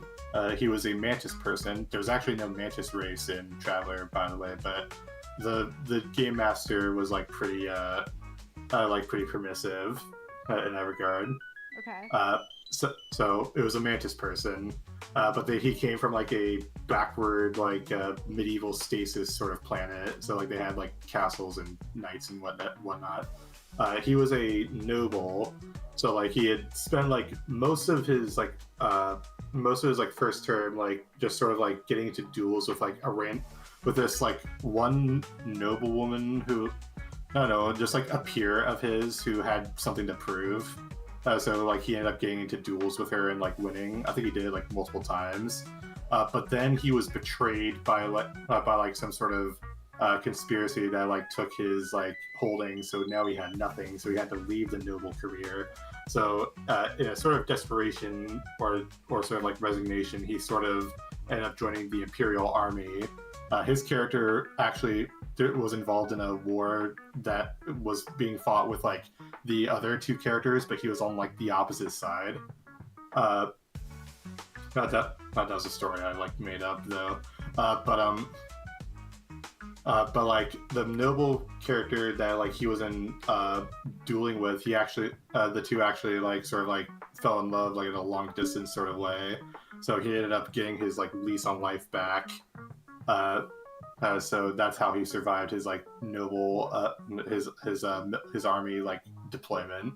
And then like by the time that ended, he was able to become a traveler. So like he went from like being a noble for like the first two terms, and then he ended up being forced out, and he had to become like he had to join like the army, and then he like left that, and now he's a traveler. It's like a full like a backstory like created just from like, you know, a few roles like in character creation. Love that shit. Yeah. Okay, how would a D&D campaign of the X-Men work? There is like Marvel. There were Marvel RPGs. Like there was an official one. But I think that he's talking about like in a more of like the traditional D&D setting. How would that work? I'm gonna say it would depend on the campaign you're using. Because the point of the X-Men is to show the different types of oppression as well as the different type of privilege with that oppression, and trying to point out like, hey, these are people and we need to focus on how they're people. I think that a part of it would be like showing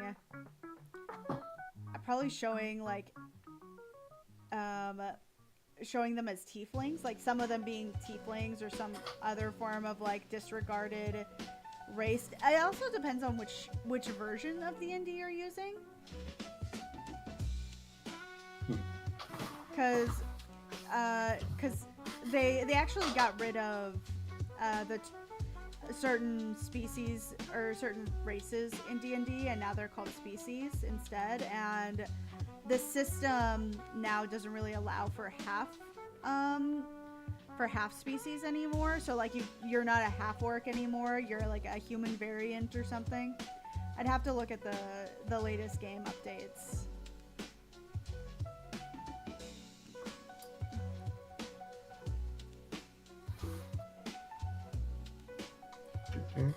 The as for like also with D&D, it is so strange.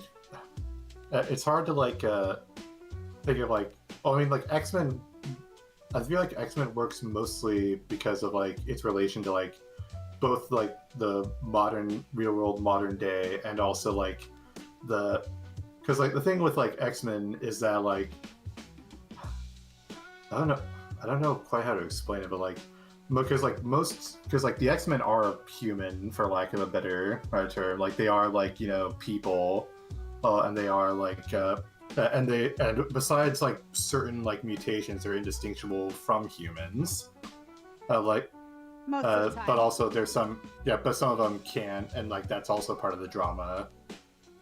Whereas like I feel like D&D is almost different because like they are like actually different races, and also like they are all a lot of them are inherently different, Right. but also no less like worthy of like personhood. The other thing is that like humans and X-Men are like are still like the majority in that universe. So like there's a lot of like themes of like oppression and also like persecution. Whereas I feel like there's a lot more like orcs, elves, and like tieflings like in a grand average. I mean, I guess it could work in the ways he said. I mean, there's still But like it doesn't. there's still like Yeah. oppression happening, right? Like Yeah. Like for example, there's a race in I think it's in I think it's in the D&D handbook proper, but it's also in the Eberron campaign, and they're called shifters, which is basically what happens when a human got in their best dream of monster fuckery with a werewolf, and that became a shifter. And they're actually not very well liked in the lore. And I think the reason why is because it's basically like, oh, you killed my father. Or it's like, oh no, you're a monster, you're born of monsters. And then you have like half-orcs who for a while were persecuted against. A lot of the reason why was because within lore, the way half-orcs were canonically made, at least at the time, how they were interpreted, was it wasn't exactly consensual. In Tasha's guide, she actually points out this in kind of a sarcastic tone to kind of alleviate that and say like, oh, like they're kind of just rumors, like somebody was pissy that day. Yeah. Also, the thing I guess like I'm sort of thinking is that like with X-Men, it's more like a thing that just develops randomly, like the X gene. Like the whole point of it is that like it is supposed to be like, you know, an analogy to like, you know, gays and like gay, like, and just being born gay. Like it's not something people necessarily choose. It's just something they're that they are. And like the thing is like anyone can be a mutant. So like there's a lot of drama because like especially like with Angel's character where like he is like born to like a very waspy businessman come senator, but like his son is a mutant. But whereas like I feel like it's a lot different with D&D because like it is much more because like they are like born because like you can be because like you don't control to be born like half orc. But like it tends to, but that's much more of like, I mean, it's also an analogy to like racism as well. So I guess that fits into it. It could, it could work. Like D&D and like X-Men could work. I don't think they'd work in quite the same way because I feel like the analogy, no, it could work. I think I'm just sort of thinking about it. Like I'm sort of like grappling with it for the first time is all. Yeah. Well, not for the first time, but like in a more like public place. You're in. Yeah. And I'm articulating it, and I can't do that entirely well at this hour. Yeah. Of in the midst of the morning. It's not morning over here, but I did just wake up almost. Right. So like, so completely works. It completely works. That's all I want to say. So here's my thing too about it though. Like when it comes to who is coming to call? It is Bork.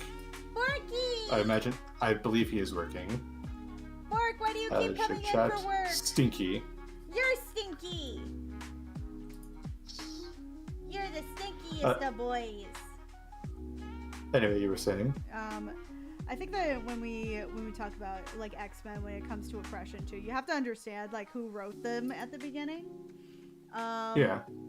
Because when you read like the original X-Men, like a lot of people are going like, oh, you know, X-Men have always been about like racial oppression and like and like people who haven't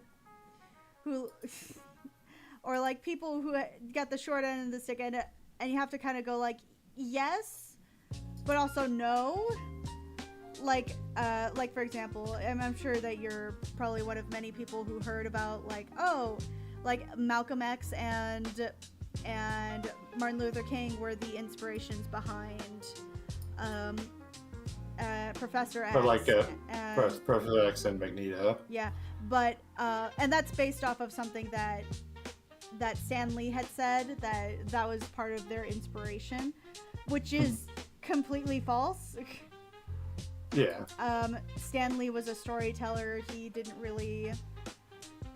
He wanted people to like him, and then people took him seriously because a lot of what he touched, and I'm gonna say a lot of what he touched as like slight sarcasm, because mostly it was like Jack Kirby, John Romita Sr., various others that I could mention, but it would take a long time. Stan Lee was just kind of like the grandpa, the weird uncle that kept showing up to shop and going like, this is awesome. Oh no, we need to bend to his whims. Whoa, shit. Oh, I dropped a pen. Okay, that was a big ass pen. It might have just been close by. But yeah, like you. But yeah. But really, you have to understand that these were made by a bunch of Jewish guys, white cis het Jewish guys, in the 1960s, and they were probably trying to talk more about the issues of like Jewish oppression rather than like racial oppression, and there just happened to be overlap. Yeah. I mean, there is. Well, it is all like civil rights and whatnot. Yeah, in some way, shape, or form, but it's not exactly the same. It's why you get. Like, it's not the same over the years either. Like that's why they've sort of pivoted a lot more to like they've pivoted a lot more from like racial civil rights to like to gay rights and whatnot. It's because like the sort of atmosphere of it has kind of the sort of like boundary has kind of been moved to like this is what the more, I wouldn't say the more pressing, but like this is the more like this is the sort of fight nowadays. And like part of that's true, but but even throughout the years as it's progressed, there's been like I don't want to say it's hold on, let me try to get this shade right. There we go. That's much better. It's a little less obnoxious. You can actually see the eye.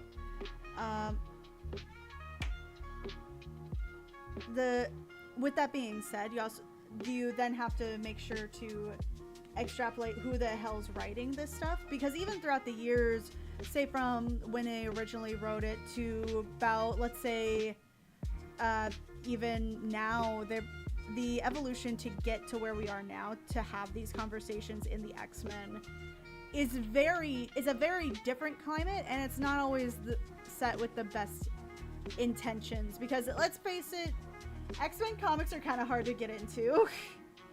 Yeah, well, comics in general are hard to get into. Yeah, but X-Men like specifically. I feel like if you didn't start reading comics like back in the day, you cannot like keep up ever. Or there's just so much behind it. I think sometimes, like, I don't think that comics are I think comics are intimidating. I don't think that they're hard to get into.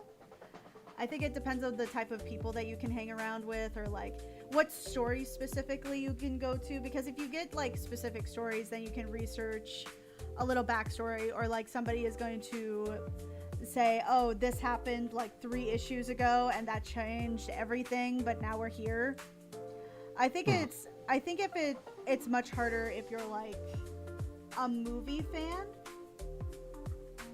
coming into a comics world, you know what I mean? Like you're like, say that your experience with comics is like, I don't know, your experience with like Marvel, let's say Marvel, and you really liked the Hulk, right? Yeah. Right? And you're just like, you really like Bruce Banner and all this shit, and then you just decide to read a random comic of that character, and you find out that the Hulk is a mafioso boss bodyguard in Vegas, and he's gray for some reason.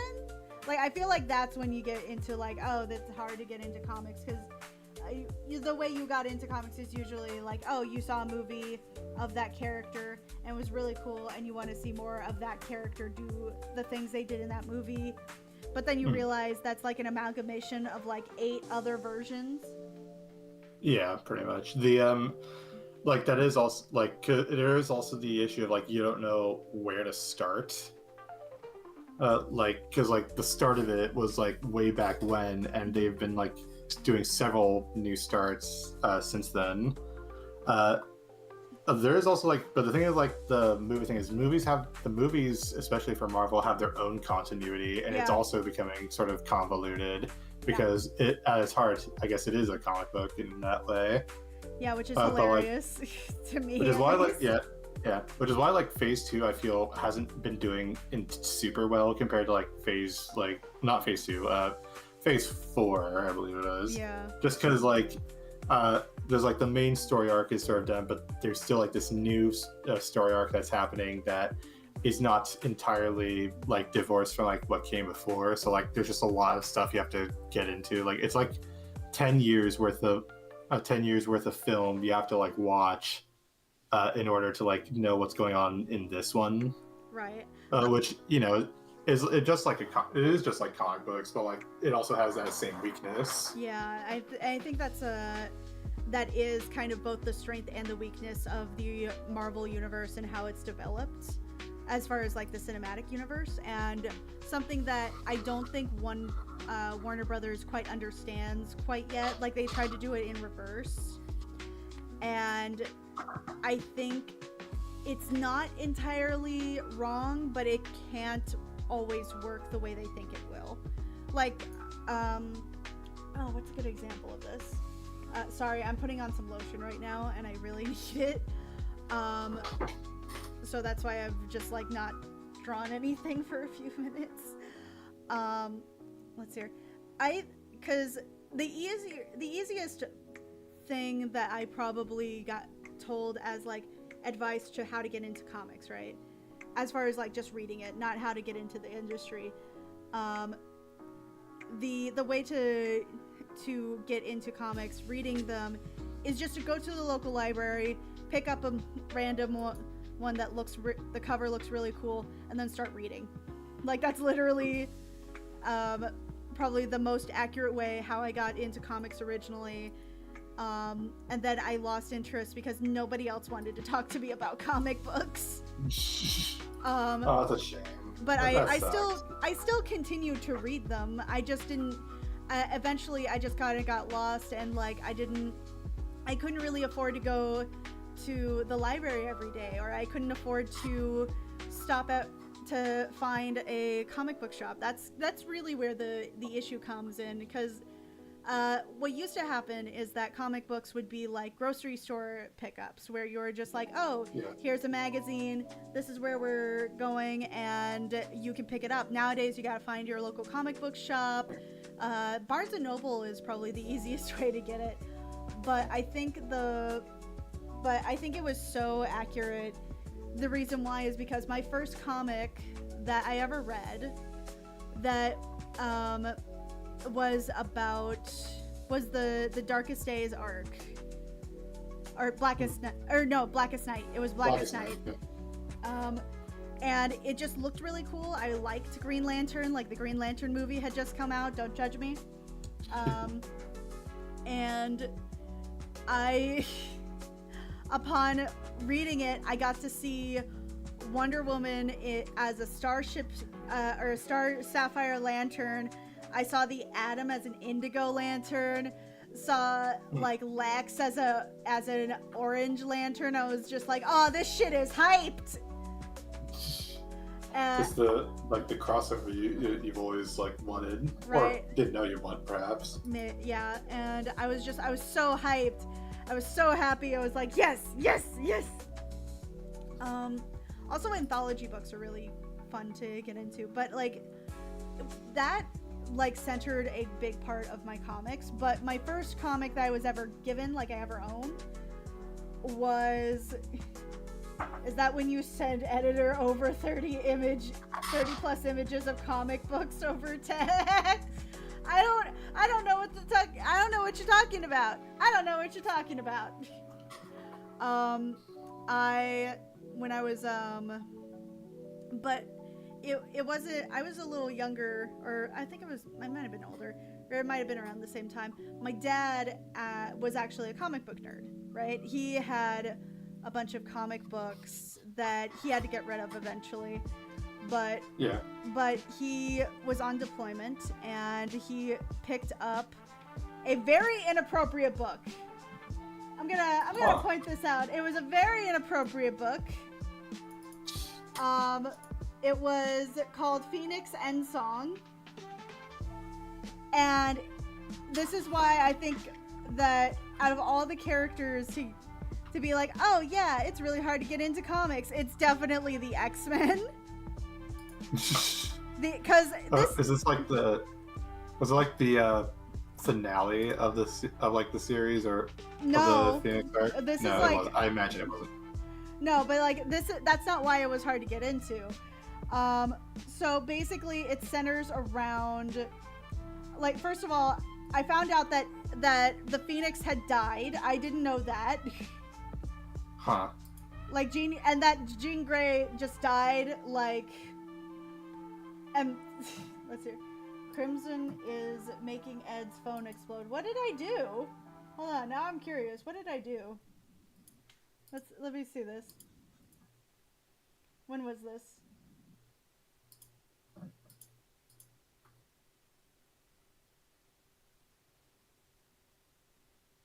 Let's see. Oh my god. What happened? What is this? When did this happen? 2 years ago. Oh my god. What? She just sent me 30 random questions, 30 random pictures of comic books. Who?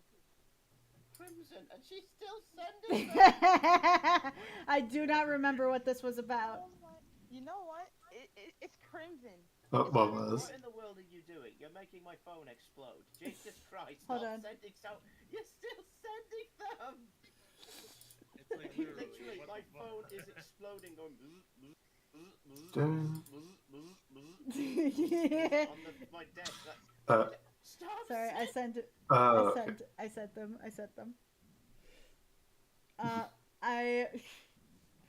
Okay. Something about comic books in 2022. I don't remember. I was probably really excited for something at the time. I honestly don't remember. I'll just send it to him real quick. Going like, do you remember this? You sent me 30 random pictures of comic books. I mean, I was probably just really excited at the time for something. Like, that's probably what it was. That's hilarious that there's like a clip of that. There's a clip of me asking if the Emperor poops. Huh. Well, like in Star Wars? No. In Warhammer.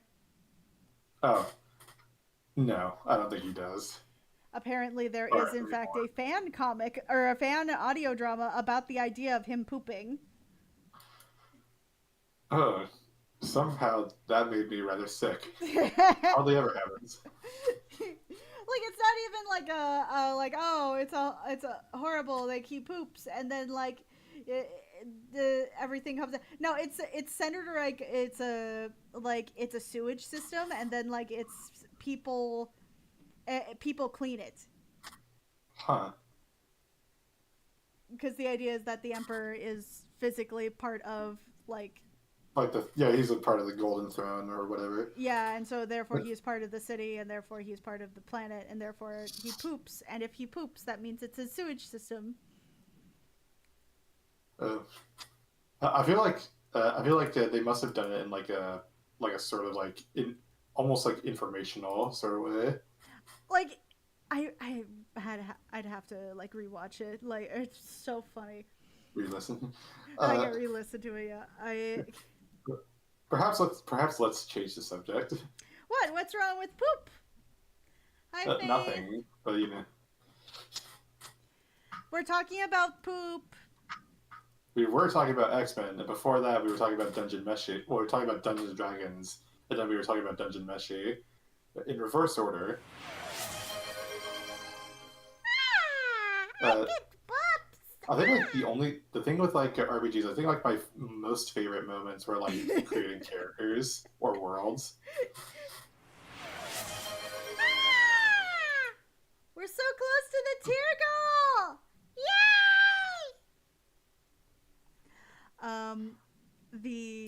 Let's see here. I love how like quickly you change the subject in that, like thinking I'm not gonna notice. I was like, what? I'm trying to get us back on track, but I couldn't do it until just now. What? Are you uncomfortable with poop? Yeah. Why? I think so. I should ask you the same question, but in reverse. Why am I but so no, comfortable with the idea of poop? Well, listen, poop belongs in the bathroom. I'm just putting that out there. Well, yeah, duh. Everybody should know that it doesn't. That's not worth anything. You know, see, the part of this is why I don't want to talk about poop. Because for some reason I have to explain, stuff that everyone already knows, including you. Well, here's the thing, right? Like, pooping is just a normal part of life. I know that. But also it smells. And? That's your breath well, smells. Yeah, come on. I'm not saying I your breath. imagine it does. I imagine it does. I'm not saying like you specifically as a person have smelly breath. I'm saying like in general, like people smell, and like it's a normal part of life. And I feel like we stigmatize ourselves too harshly about shit like that. Yeah.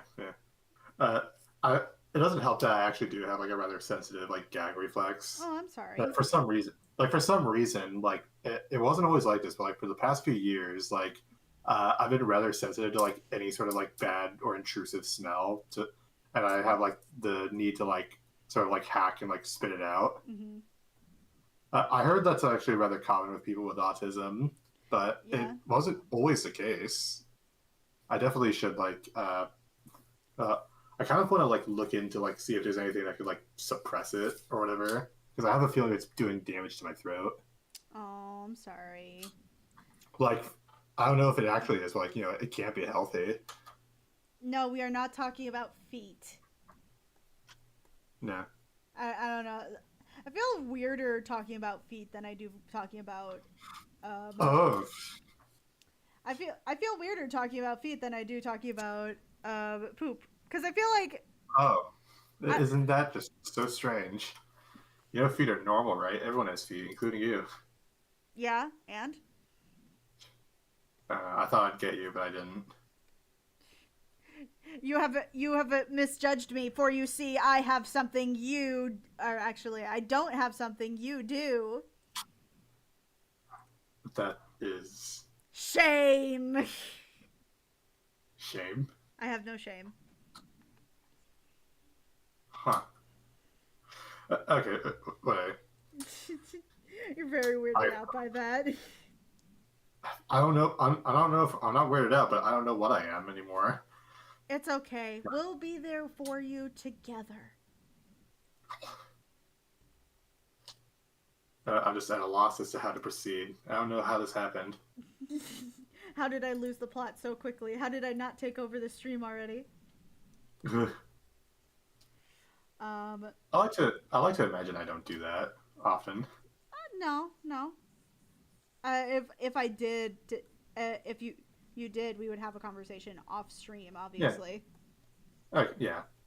I do apologize for like sort of backseat gaming on Hades though. It's okay. I know you were trying to. I know you were trying to get it to the optimal thing, but I was like, sitting there for a minute, going like, dude, I need to play the game. Let me play. It is something you should like experiment for yourself.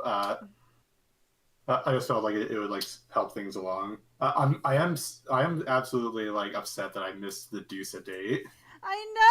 I was so mad. I was like, no, don't leave.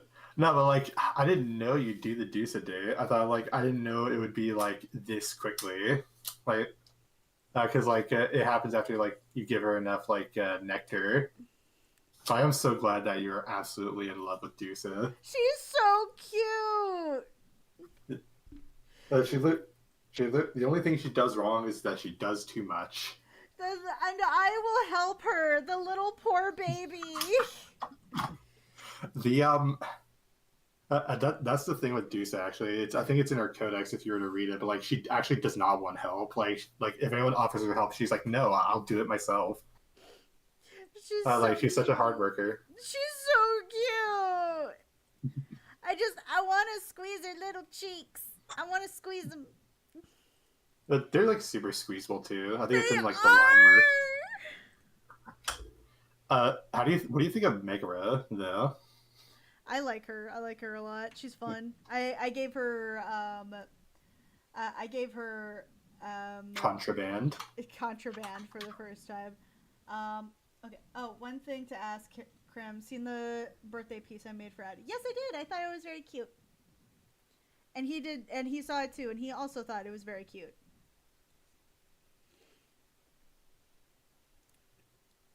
It's here. But yeah, like I was just like sitting there with it and I was sitting there with her like going like ah, but I was very sad when I didn't see the puppy, the baby. I wanted to see the baby. Oh, yeah. Like that's the thing with like some NPCs, they just aren't there. I've heard like people are really like people will always get angry. It was like, no, I wanted to give this nectar to this person, but they're not here on this particular run. I'll just sit there going like, nah, puppy. I 100% believe that I would spend just several. I would spend several days just like looking at it and going. Looking at it and going like, I'm gonna pet the dog. What? I'm gonna pet the dog. You'll have to play the rest of the game. I'm gonna pet the dog. Just petting the dog. It's a pet the baby. He might want to ask somebody to make him a reference sheet at some point. Actually, the version that you used is an outdated is I think an outdated version of his character model. He doesn't have the spiky hair anymore. It's actually quite fluffy now. Also, Borky said Hades 2 was not out, but it actually is out. Like it's in early access. Mm-hmm.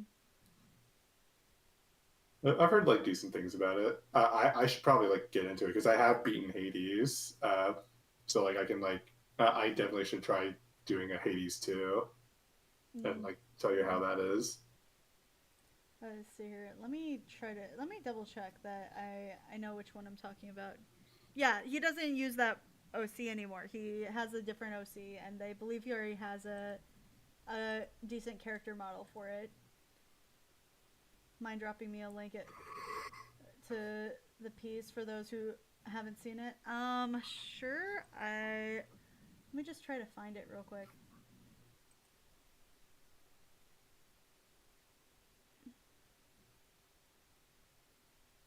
Let's see.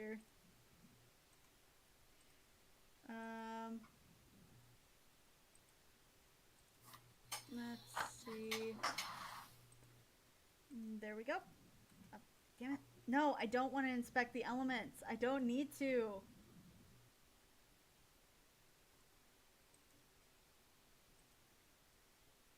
Let's see. There we go. Yeah, again, I did see it. I double checked that I made sure to see it. And yeah, he doesn't use that version. Hell, he doesn't even use his Pony OC much anymore. I basically only use it because he made me this model and I want to get use out of it. And also I'm lazy. I'm mentally lazy. Let's see here. But yeah, like I love Dusa. I love her. I love her so much. She's so fucking cute. She's so easy to love too. She's Like so easy to love, and you just want to hold her. you just want to give her like a hug. I want to give her Just- hugs and kisses, and I want to put her between my legs because she's so cute. What? You heard me. I suppose I did. But yeah, she's absolutely like adorable. I would absolutely recommend like, well, you could just give nectar to like pretty much everyone. Some of them probably won't go that far. Like, say the dog, for instance. I'm not sure. Like, I'm not sure you'll get much out, or like Charon, just because like there's hardly any vocalizations. Right. Give some to Hades as well, but don't be shocked if he doesn't quite reciprocate. Like a little bitch. Yeah, I mean, the two of you are kind of at odds at the moment. I mean, fair, but also he took me away from daddy, or from mommy, and daddy. Well, like, well, mommy left. Mommy left, but it was because daddy did something. The Let's and hear. also, I really like how this turned out. oh yeah, it's actually really well. Yeah, it's really well shaded. Yeah. Let's hear. And for those of you who are wondering, her name is Miranda. I have actually drawn her a few times before. You'll probably find her a few times on my DVR. I was actually thinking about I just recently saw this I just recently saw this whatchamacallit, this video from Spilled Ink, which is Emaricho and Didas's channels. I like their channel together. And basically what they did is they took their childhood photos, or they took their childhood art from like some of their first sketchbooks, and they redrew it. I actually do have a few of my old sketchbooks from like all the way in high school, and I'm like, God damn, it's cringe. The cringe. Oh, it hurts. The character designs are so basic. Let's hear. Oh, you're a fan of Emarichu as well? Yeah, I love Emarichu's art. I love her. I love her art channel. I like her. I like her. I like her voice. I like how in depth she thinks about how things work for her art, as well as the conversations she and Didas have together. I do think that it is absolutely shameful that she had never seen Avatar until like last year. Oh right, yeah. And that and it's like and however, I do think that her opinion is valid of like, of all the characters to have a crush on, of course you're going to have a crush on Zuko. He's like the only option, and then I'm over here going like, but Sako supremacy. Like, look at this man as this man's hair is down, and you're just like, damn. Let's hear. You checked out their new channel, Spilled Ink? Yes, I did. I just talked about what they were doing on their channel, and something I wanted to do is just redraw one of my old pieces. I have a piece that I've been redrawing like bit by bit over the years. And I would like to get it done in a better way. I feel like the last time was kind of a downgrade in comparison to what I did before, but yeah. Let's see here.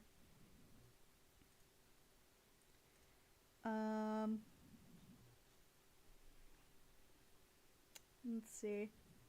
Let me put up a... Yum yum. Blasphemy. Shun the non-believer. Shun. They don't believe in yum yum. They don't believe in the power of the Avatar, master of all four elements. Huh. Let's see here.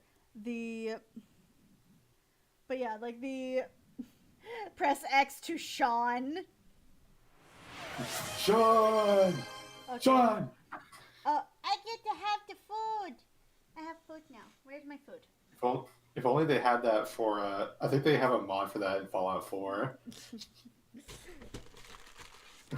Like, they have, like, the heavy rain, like, thing, but, like, if they press X, they just say Sean over and over again.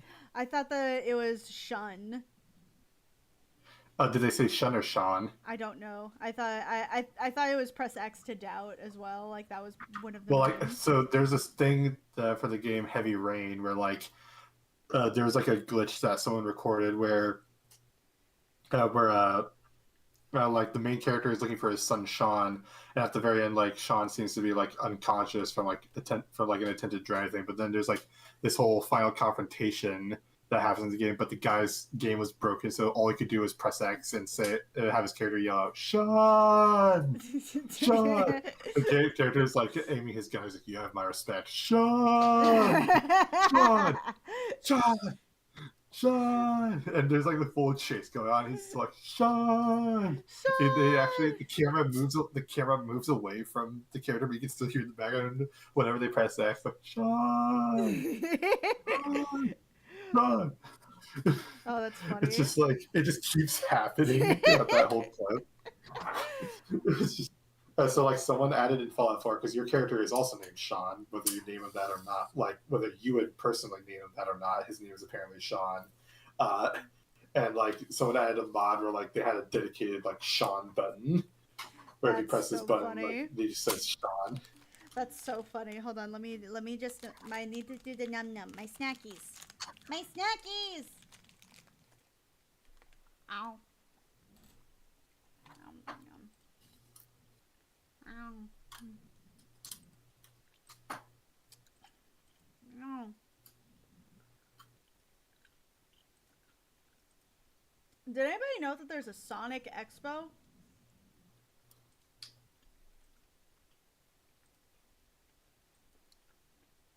Oh, there's a what? A Sonic Expo. Like there's a Sonic convention. I'm not entirely surprised. Didn't they have, like, the didn't they have, like a there's, like, an anniversary thing that happened? I think so. Well, like, it was a long time ago, and from what I understand, it was, like, rather cringe. But like, it was like a, you know, I can imagine there being, like, a convention. Like, there's conventions for, like, a lot of stuff, and, like, Sonic is, like, one of the, like, bigger things to have a convention for. True. Like I think I'm more surprised I've never heard of a Sonic convention before. Also, here's a picture of a cute kitty. Look at the pussy. Look at it! But Crimson Girl would like to clarify that this is indeed a cat. Kitty! If you would like to see the two-faced pussy, you may join the Patreon and join the thread.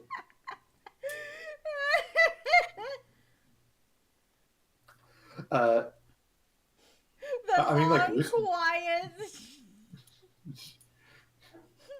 I mean, like, so Rooster, because here's the thing, Rooster Teeth had, like, you know, a convention, like Exos, like RTX. I don't know if they're still doing that. I doubt it. They kind of got reacquired or whatnot. If you too would like to see the two-faced pussy, I do my best. Please, somebody clip that, please. Oh my god. I'd love to see, like, a compilation of all my plugs. Yeah, right. Phrasing. I want to see a Sea Bear compilation of all your plugs.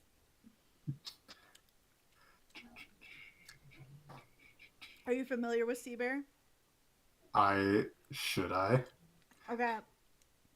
So are you familiar with Game Grumps? I have. I haven't seen them recently. Okay, so one of the things that they do, hold on, let me adjust this real quick.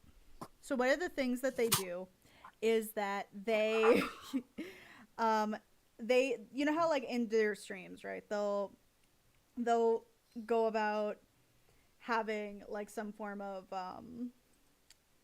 they'll have like a they'll sing a little bit during their games, right? Yeah. And during their games they'll be like, oh, you know, we're doing the thing and my dad is here today. There's somebody on the internet named Seabass or Sea Bear, and he or she, whatever their denominations are, they decided to make them into like full-length songs, and it's amazing. Oh, nice.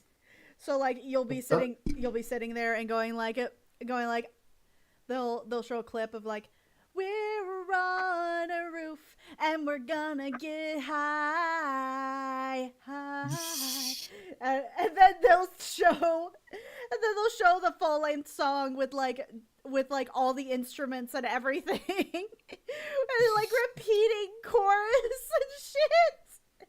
It's like very high production for like an end, like for like an end song. Like it's not even an end song that the Game Grumps do. They just found out that this guy makes them.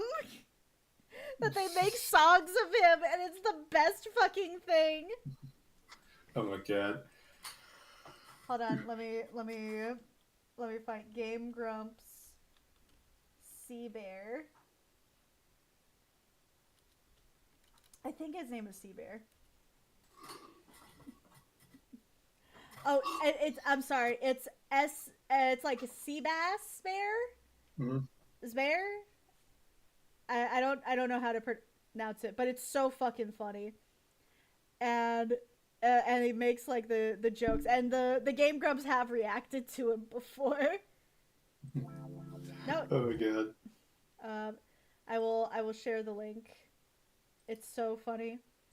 It consumes my time in ways that I don't think they should. Like I'll just be like humming them every once in a while, going.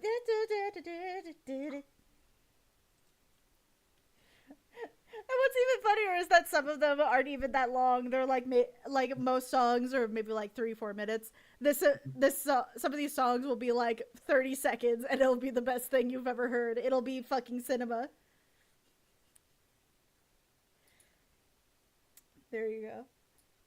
Let's see. I also shared it in chat. The chat. I might end stream early today just because you know I feel like this is a good place to start. Unless you guys want to see like any of the other OCs that I've made, like some of the furry OCs I've made turn into goths. Would anybody be interested in that? Show us. I was listening to like at least a small portion of it. That's like, that's so strange. I really like. It's so nice that they liked it though. Yeah, like it'll just be this random dude, and he makes like, Joe like and full I, like synth, yeah, like full like synth songs. yeah. Joe and I will like listen to. We'll listen in and just go like, this is the funniest shit ever. But Wisteria has sent a cat to stare at you. Right. Or like there's like a whole video where it's just like daddy jokes where Aaron's talking about his dad. Let's see here. Okay. I will put it to a vote because I think it's funnier this way. Who would you like to see as a goth girl? I'm gonna put Leilani, Crimson Badger, even though I call her Piper. Let's see her. You know what? You know it'd be funny What? having Abby as a goth girl, like this granny goth short stack cowgirl. Oh, so Abby, like, is that one of your OCs? Yeah, that's the corgi one. Oh, right. Let's hear. Yeah, maybe. I'll keep it short. Let's hear. I'll keep it short to. Let's hear. Badger, corgi, red panda. Let's do that. Oh yeah, maybe. Yeah, that would probably work. There you go. Probably. Goth corgi. It'd probably be like one of the simpler ones too. It'd just be like really funny to see. I feel like Leilani would be easiest to see. You know what I mean? Like she's just she's already got kind of like a dark witchy aesthetic. So I think that goth wouldn't be like too far away from her aesthetic already. Yeah. I'll probably have like about 20 or 30 minutes before I go.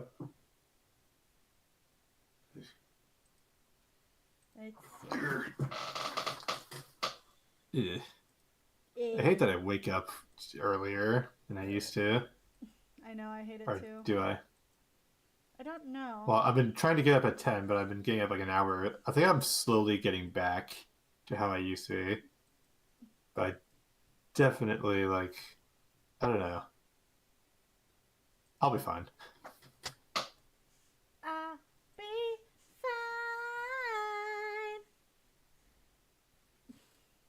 fine. Oh no, I've been quoted. Look at the pussy. Look at it. Oh my god.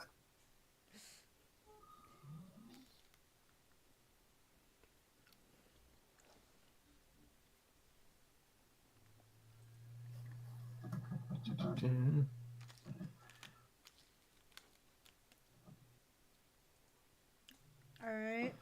That's... And it's looking like Goth Corgi is winning. I mean, like, yeah. I mean, it's the one that you most want to do, right? I don't really have a preference, to be honest. Okay. All right. Looks like we are making a Corgi Cowgirl Goth. So I'd like to remind everybody, first off, I need to save that. I'd like to remind everybody that that Abby is a short stack corgi grandma, and we're about to make her a gilf, a big old titty goth GF. I want to point this out. You degenerates. I love you, but y'all are degenerates. Abby's big break.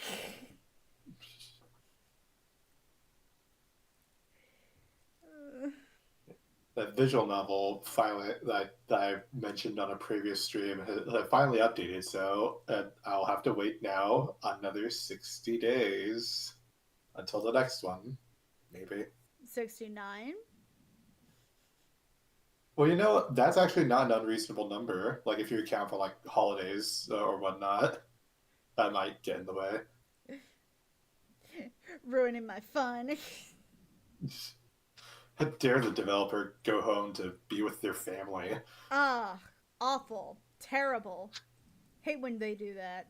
Go home, be with their family like they have other things to do. Go home and be a family man.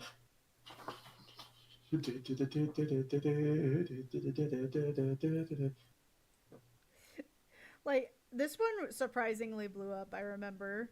But like, I remember this was a surprising blow up for like people who wanted to see her. Like, not hard to see why, I guess. It's very funny for me. All right, let's hear. Let me look up cowgirl goth. I'm probably not gonna finish it this stream, but it'll be funny to me. Oh my god, it is a thing. It's kind of cool, I'm not gonna lie. Some of these are pretty awesome.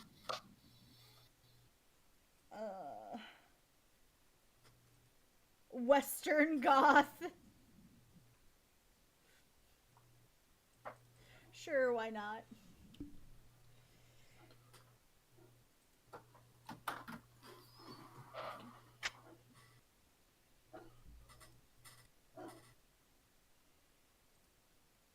Let's see.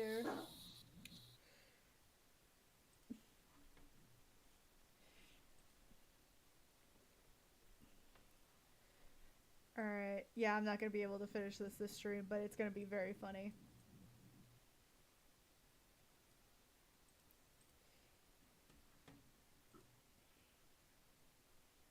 It's here. Safe search cowgirl. Yeah, I remember what happened the last time. Oh, right. I remember. I did not forget. And also, I wouldn't show it on stream. God. Alright, let's look up a few more references. It's got a vibe to it. There's a vibe. But does it pass the vibe check? Quick, where's my gun? Gun, gun, gun, gun. Let's hear. Let's go with those three. Those three look good, yeah. Let's hear. Merge the layers. Okay. And then we shrink the layers. There we go. Alright. Let's hear. Not since the academy. The House of Vibes will summon you for your vibe check.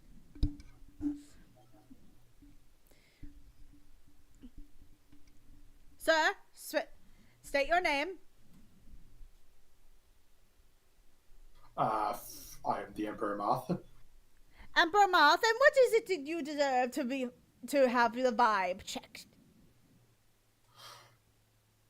Well, I vibe. Oh, he vibes!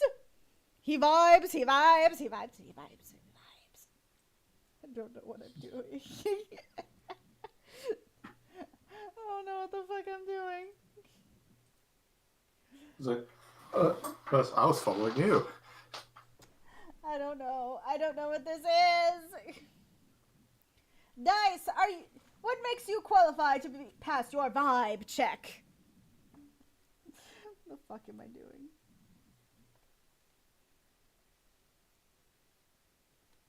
She do be vibing. I do be vibe. Okay.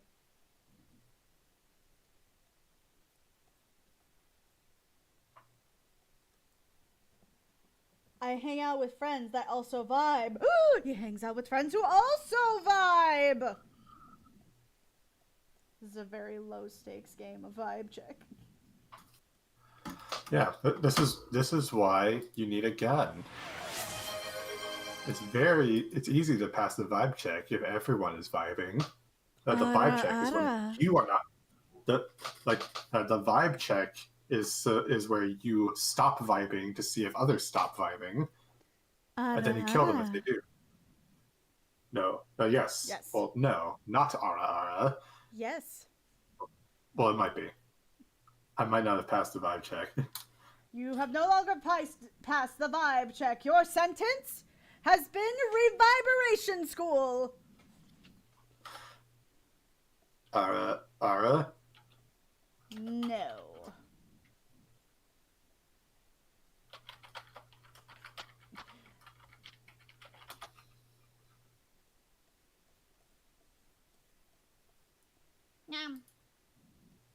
Sometimes it helps to be self-aware.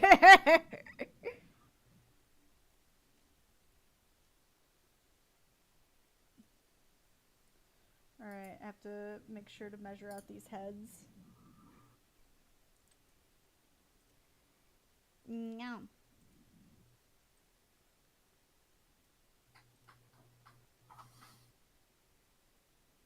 Yum.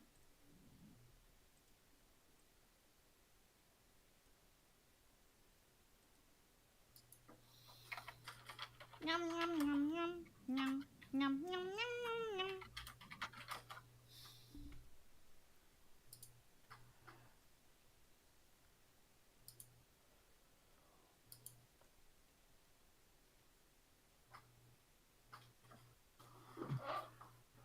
Yum yum yum yum yum. Boop. I don't know what I'm doing.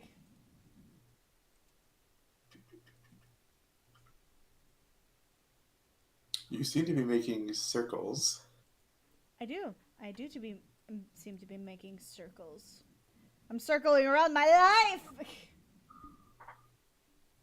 And also I forgot to put this music back on. Oh.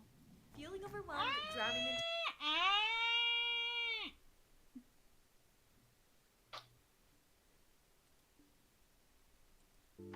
There we go. Again, I probably won't finish it this stream, but at the very least, a nice sketch would be fun.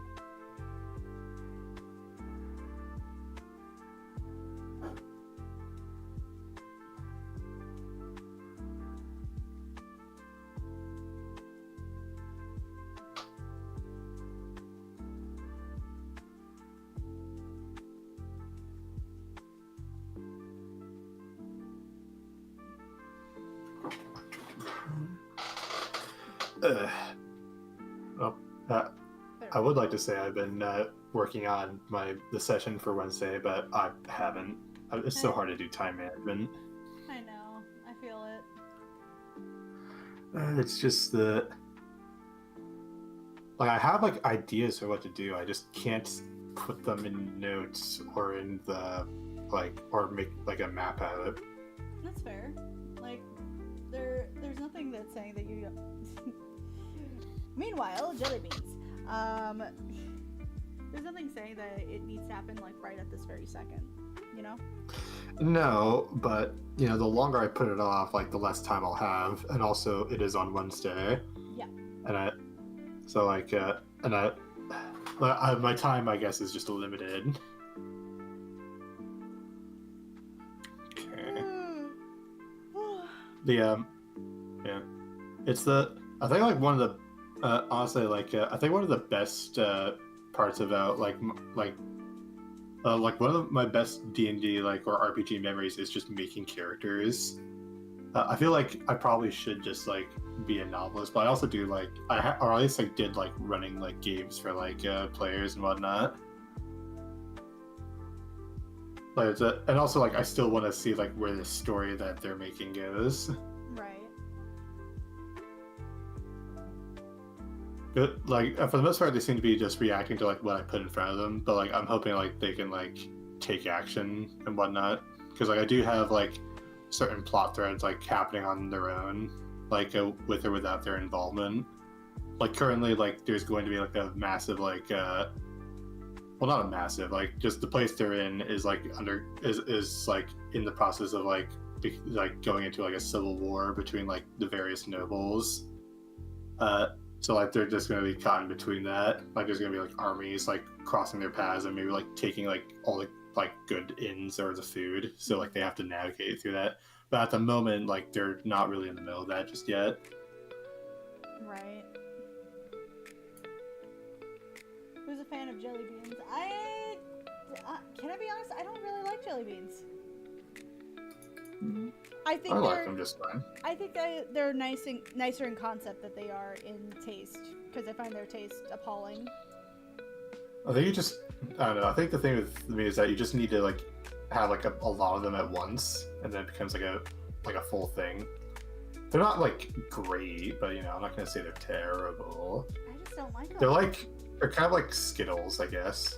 I just like Skittles. Yeah.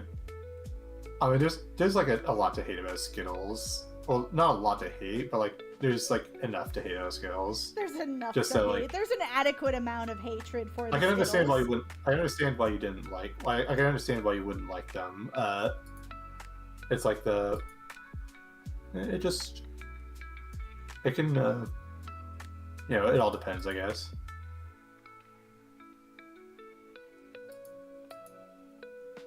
I found like I much prefer like peanut butter and chocolate stuff like Reese's or Kit Kats. I can't have the peanut butter stuff. Do you have a peanut butter allergy? Not really. Like, okay, so here's the weird thing about it, right?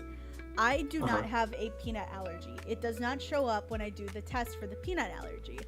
But my body and I still remember when we were allergic to peanut butter. So whenever I Right. taste it, there's like a pseudo Yeah. reaction. Like my throat feels tingly in a really uncomfortable way. Like, it's not enough to make me go like, ugh. But if I smell enough of it, I'll be like, I don't like being in this location right now. Can we go anywhere else? Okay, I see. It was like yeah, I think you mentioned it before, and I think I also mentioned I was like the same with bananas. Or, like I sort of like the taste, but they don't make me feel all that good. Yeah. What about M&Ms? I love M&Ms. M&Ms are great. M&Ms are okay. I think they're all right. I'm not super crazy about them. What was it? Like I much prefer like Reese's or like Kit Kats. I find like those are like the best.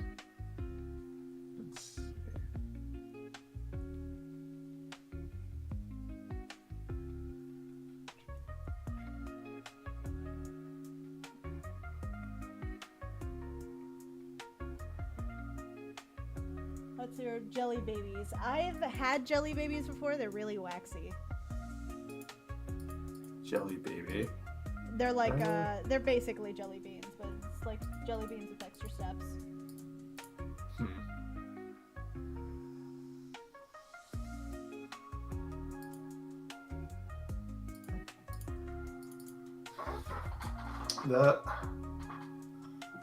That's something I've never tried. That's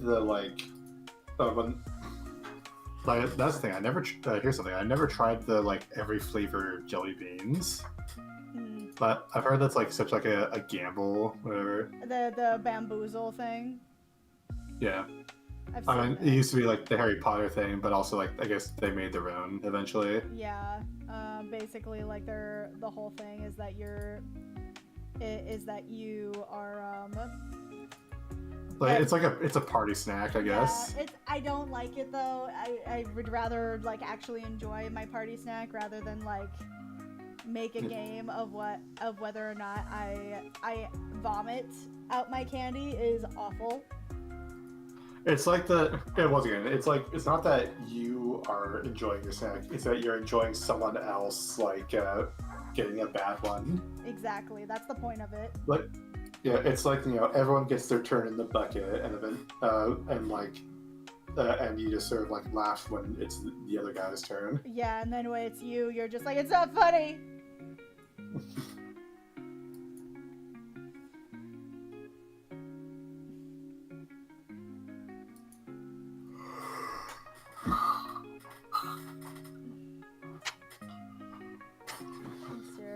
to like emphasize how big this head is. I need that bobblehead head.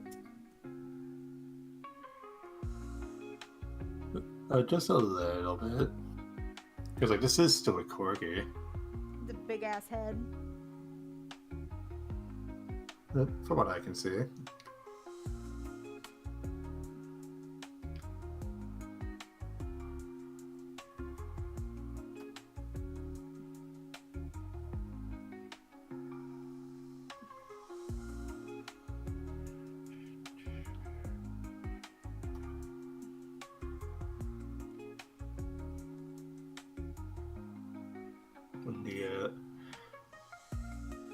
You ever notice in like short stack like bodies, they have like their legs are like usually like they're like specifically their calves are usually shorter than the thigh legs or thigh bones.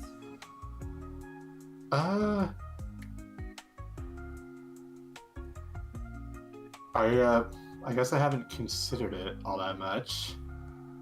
I haven't really done that much of a study on short stacks. I had to, because I wanted to challenge myself. Calves and the calves and the thigh bone. So the calves are shorter than the thigh bone, you said? Yeah. Well, maybe they're just. I can't give an opinion. Like it's a. Let's hear. You'd never convince me to do a bean, but lose, but bean boozled game. No thanks. I value my taste buds.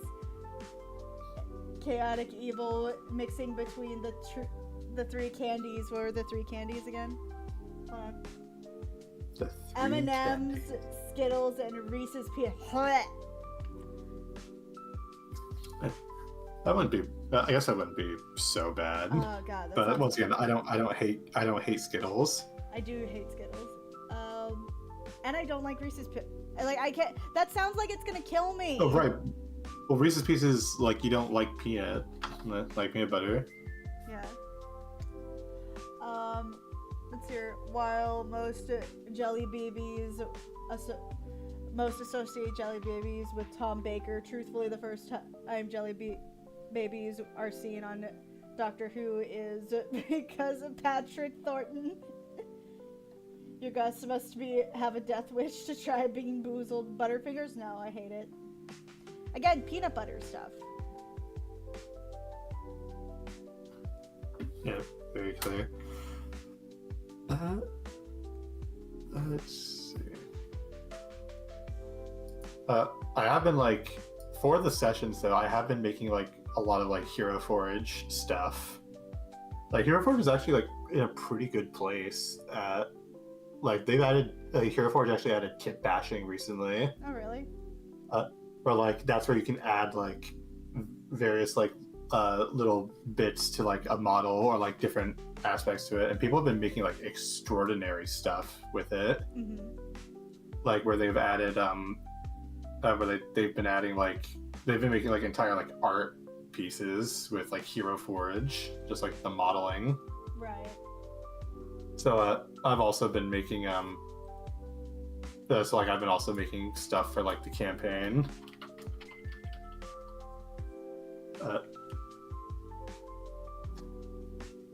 So like I've been making like also like various NPCs. So here's the thing with like my campaign is that like at this point like my party has been like adopting NPCs. I mean like they've done like the players who were in my Star Wars campaign, like they famously like they adopted like an enemy mook who was trying to steal like one of their pets, but like he was the only survivor, so like they kind of like took him in and he just never like went away. Like he just stuck with them. But like and I think I kind of and like part of me also like sort of I guess took that to her, but like because with this campaign like they're interested in like adopting like whatever NPC like comes to mind, like if I ever put it in front of them. And now I'm just wondering, what if I just make this into like almost like Fire Emblem, where like they just collect more and more colorful NPCs, so like until they have like a bona fide army. So One Piece. Yeah, but like specifically, it's also once again it's very much like Fire Emblem, where like the whole like gameplay loop of that is where like you are like a wandering mercenary company, and then like over the course of several missions you get more and more colorful characters with their own like pasts and whatnot to like join the like your army until finally you have enough to like fight the final boss and whatnot. So One Piece. There's similarities to them. I would suggest playing Fire Emblem, but I haven't played any since the Game Boy Advanced era. Damn. Maybe the DS. Or it's like it's just up and out of the loop, but it's definitely like a Fire Emblem thing. Okay, what else is there? I'd tell more about the NPCs, but like I feel like I would go on about it. And I don't have a huge amount of time. That's what I should have done. I should have just brought this up earlier.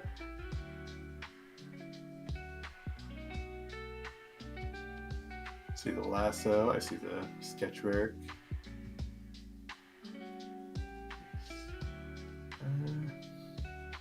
Anyway, it's I have about 30 minutes before I have to go to work, so I think I will leave here if that's alright. Okay, go for it.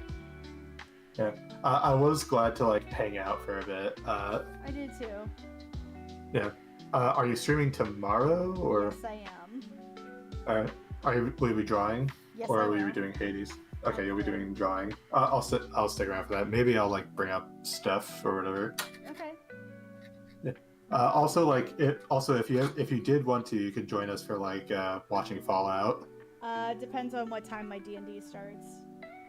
Okay. Oh, you have like a D&D thing today. Yeah. All right, nice. Yeah. Every Saturday at Beatrice at Twitch. All right. All right. All right. See ya. Bye bye. Yum Bye. yum.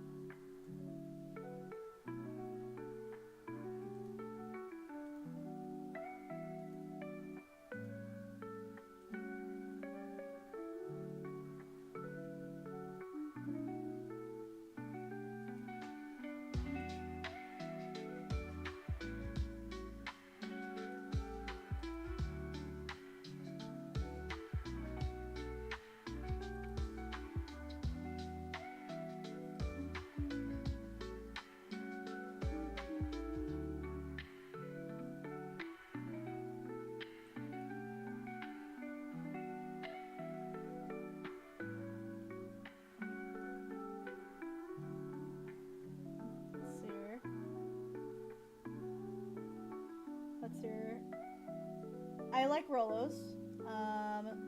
I also like Kit Kats. I like all the flavors that they have for Kit Kats. I didn't think I would like the matcha one as much as I do.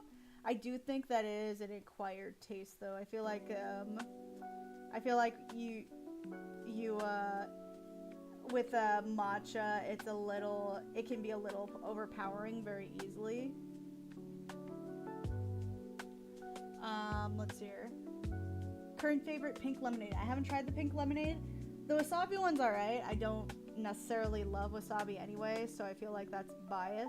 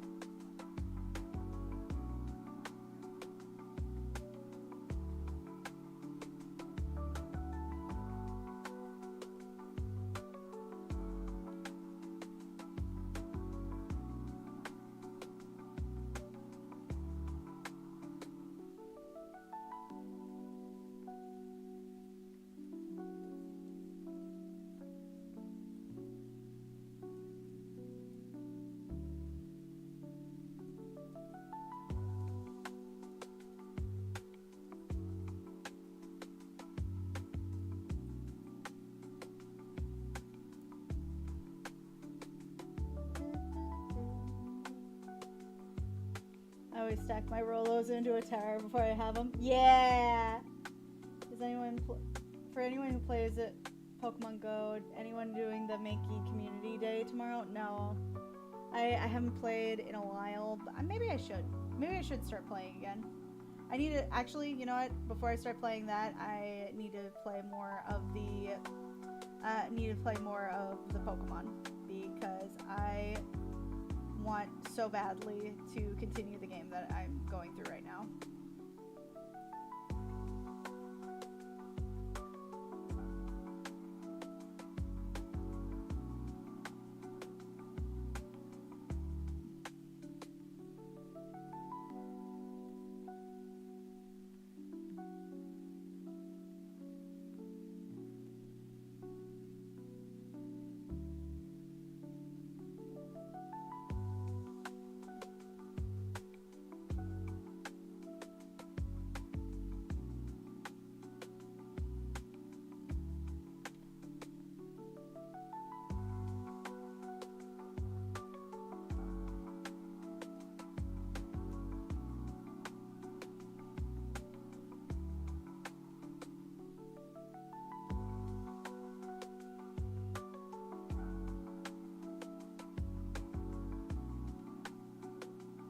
Gen 9 is a good starting point. I have both. I finished Sword and Shield. I finished Scarlet. Now I need to go through Violet, and I also need to go through the DLCs. I got both DLCs. I want to point this out. I have them currently in my possession. I just need to play it. I wanna play with my friends and whatnot.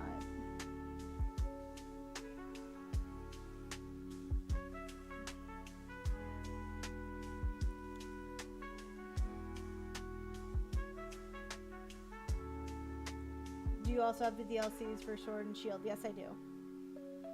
I got it for me and my sister.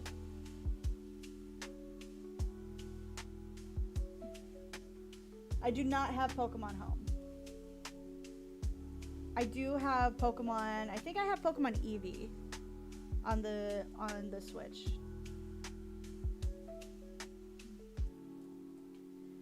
I 100% believe I am making her into. She is gonna end up looking like a female short version of whatchamacallit, of Undertaker.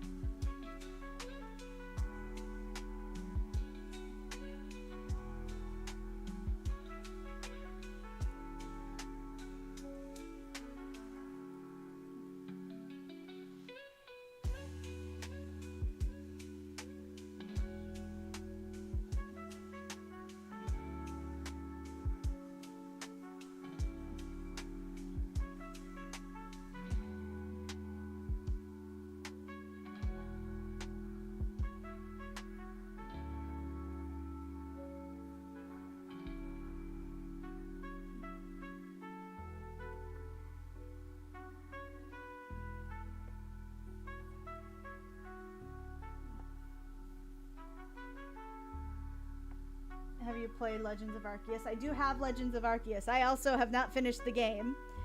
The amount of Pokemon games I haven't finished versus the amount of Pokemon games I have played is about the same.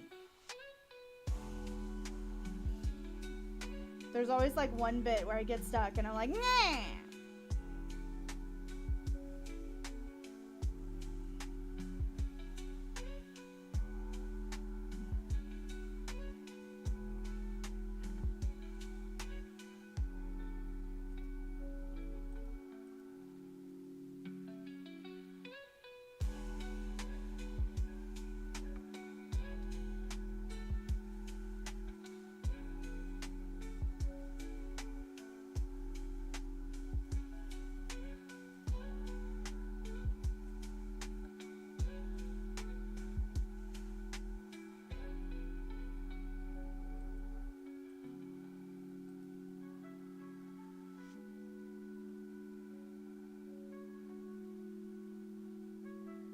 I've not played Brilliant Diamond or Shining Pearl.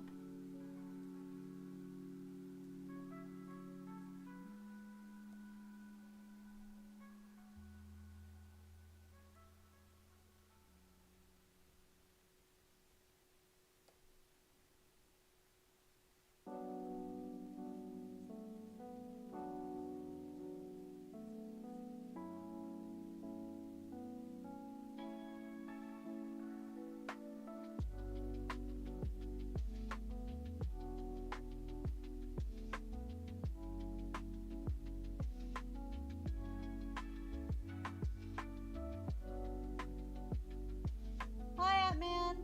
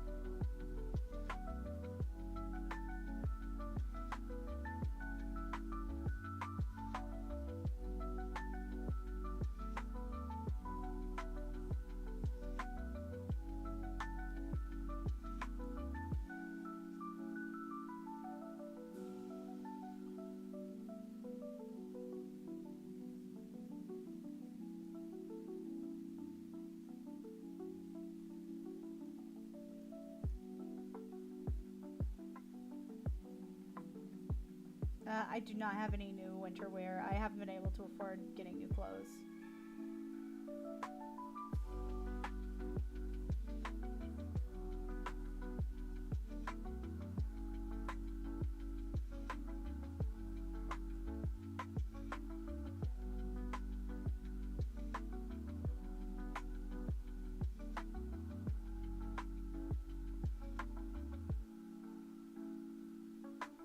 In addition to that, I should probably not say it like that.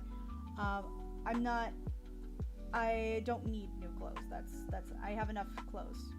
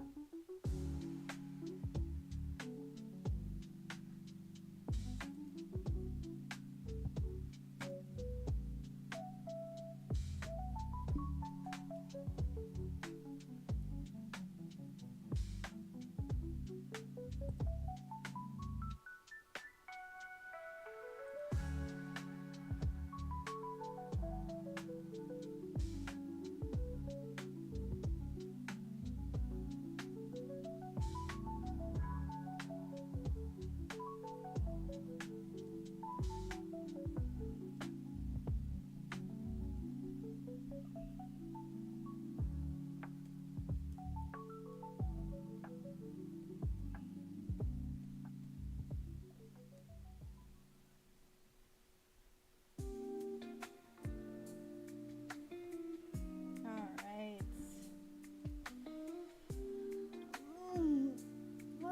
Stretch out a little bit. Ooh, ooh, my back. Oh, my back. Oh, God. Mm.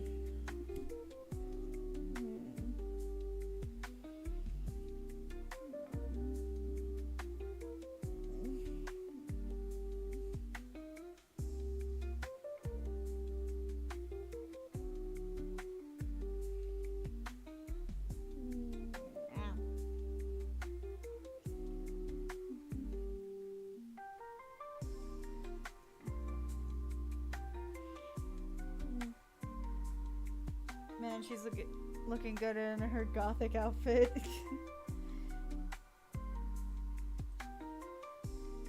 Sure.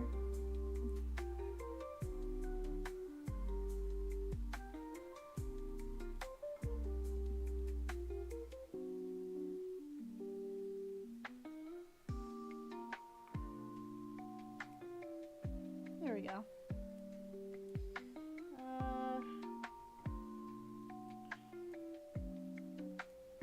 Oh, shit.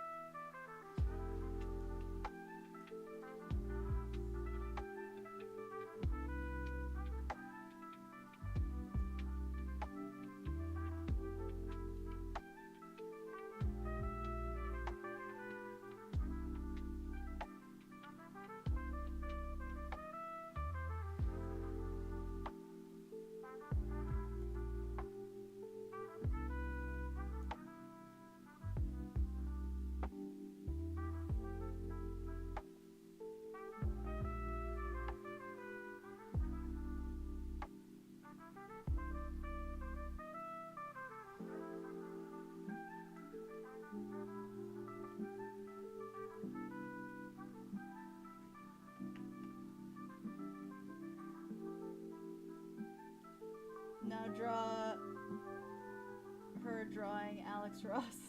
No, fuck you.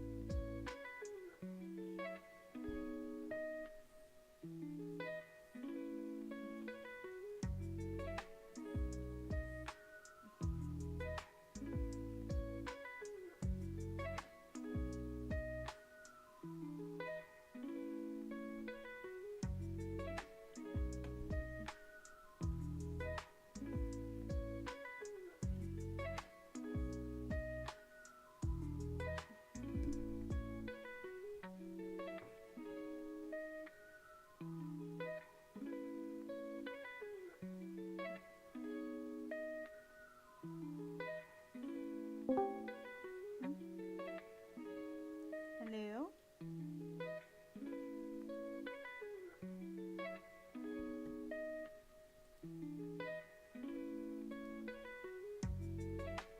Hey, Bork.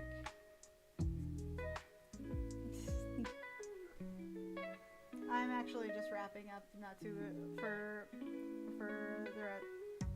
the day, just trying to get this last bit of line art done.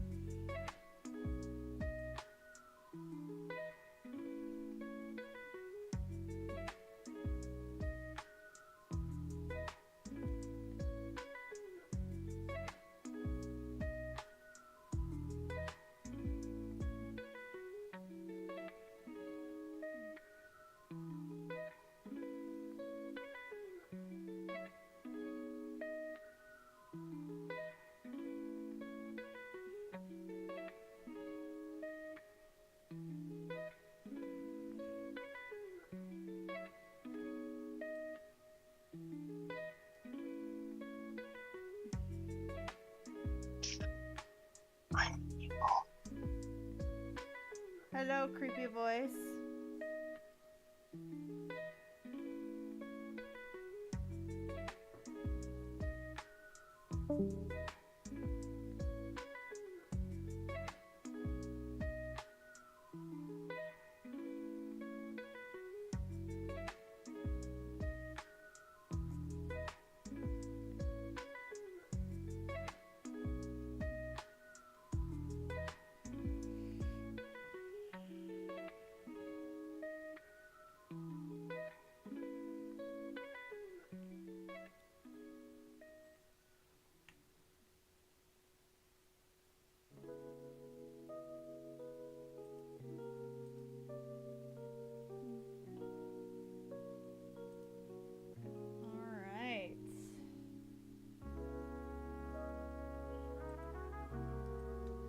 do like a quick little. Oh shit.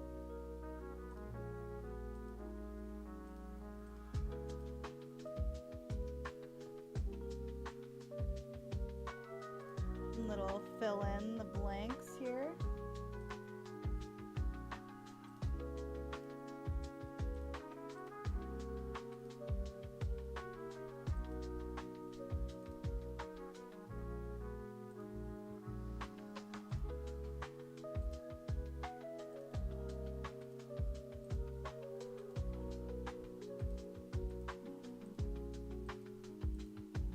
I'll probably fix everything later. This is just so I can wrap up a little bit.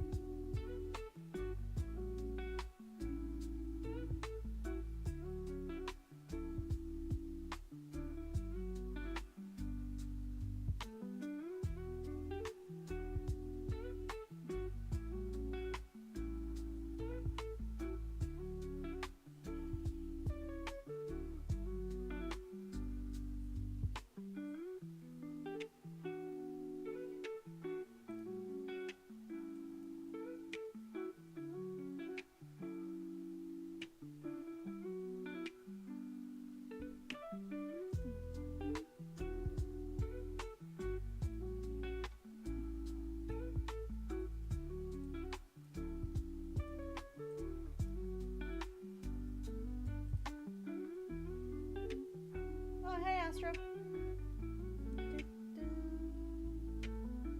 Just finishing up here. And then we'll raid someone real quick.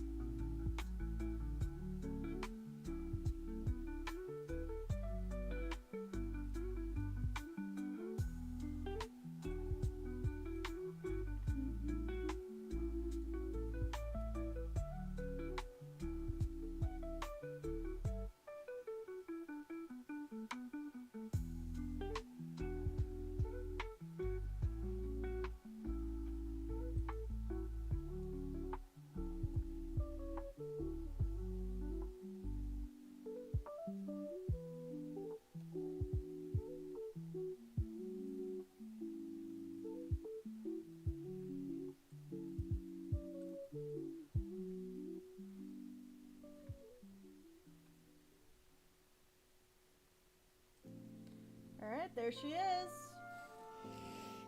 Alright, I'll probably post this tomorrow or the day after tomorrow. Yeet.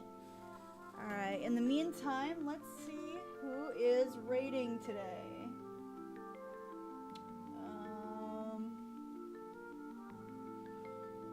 Just streaming. How do I co-stream? Let's see here. Fishing up art. Low energy. Come co-worker. Chill. Let's see here.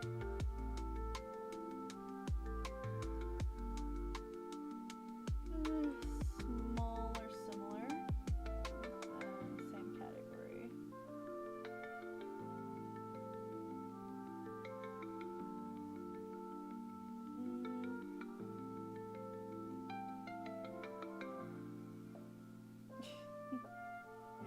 Alright, how's about this one?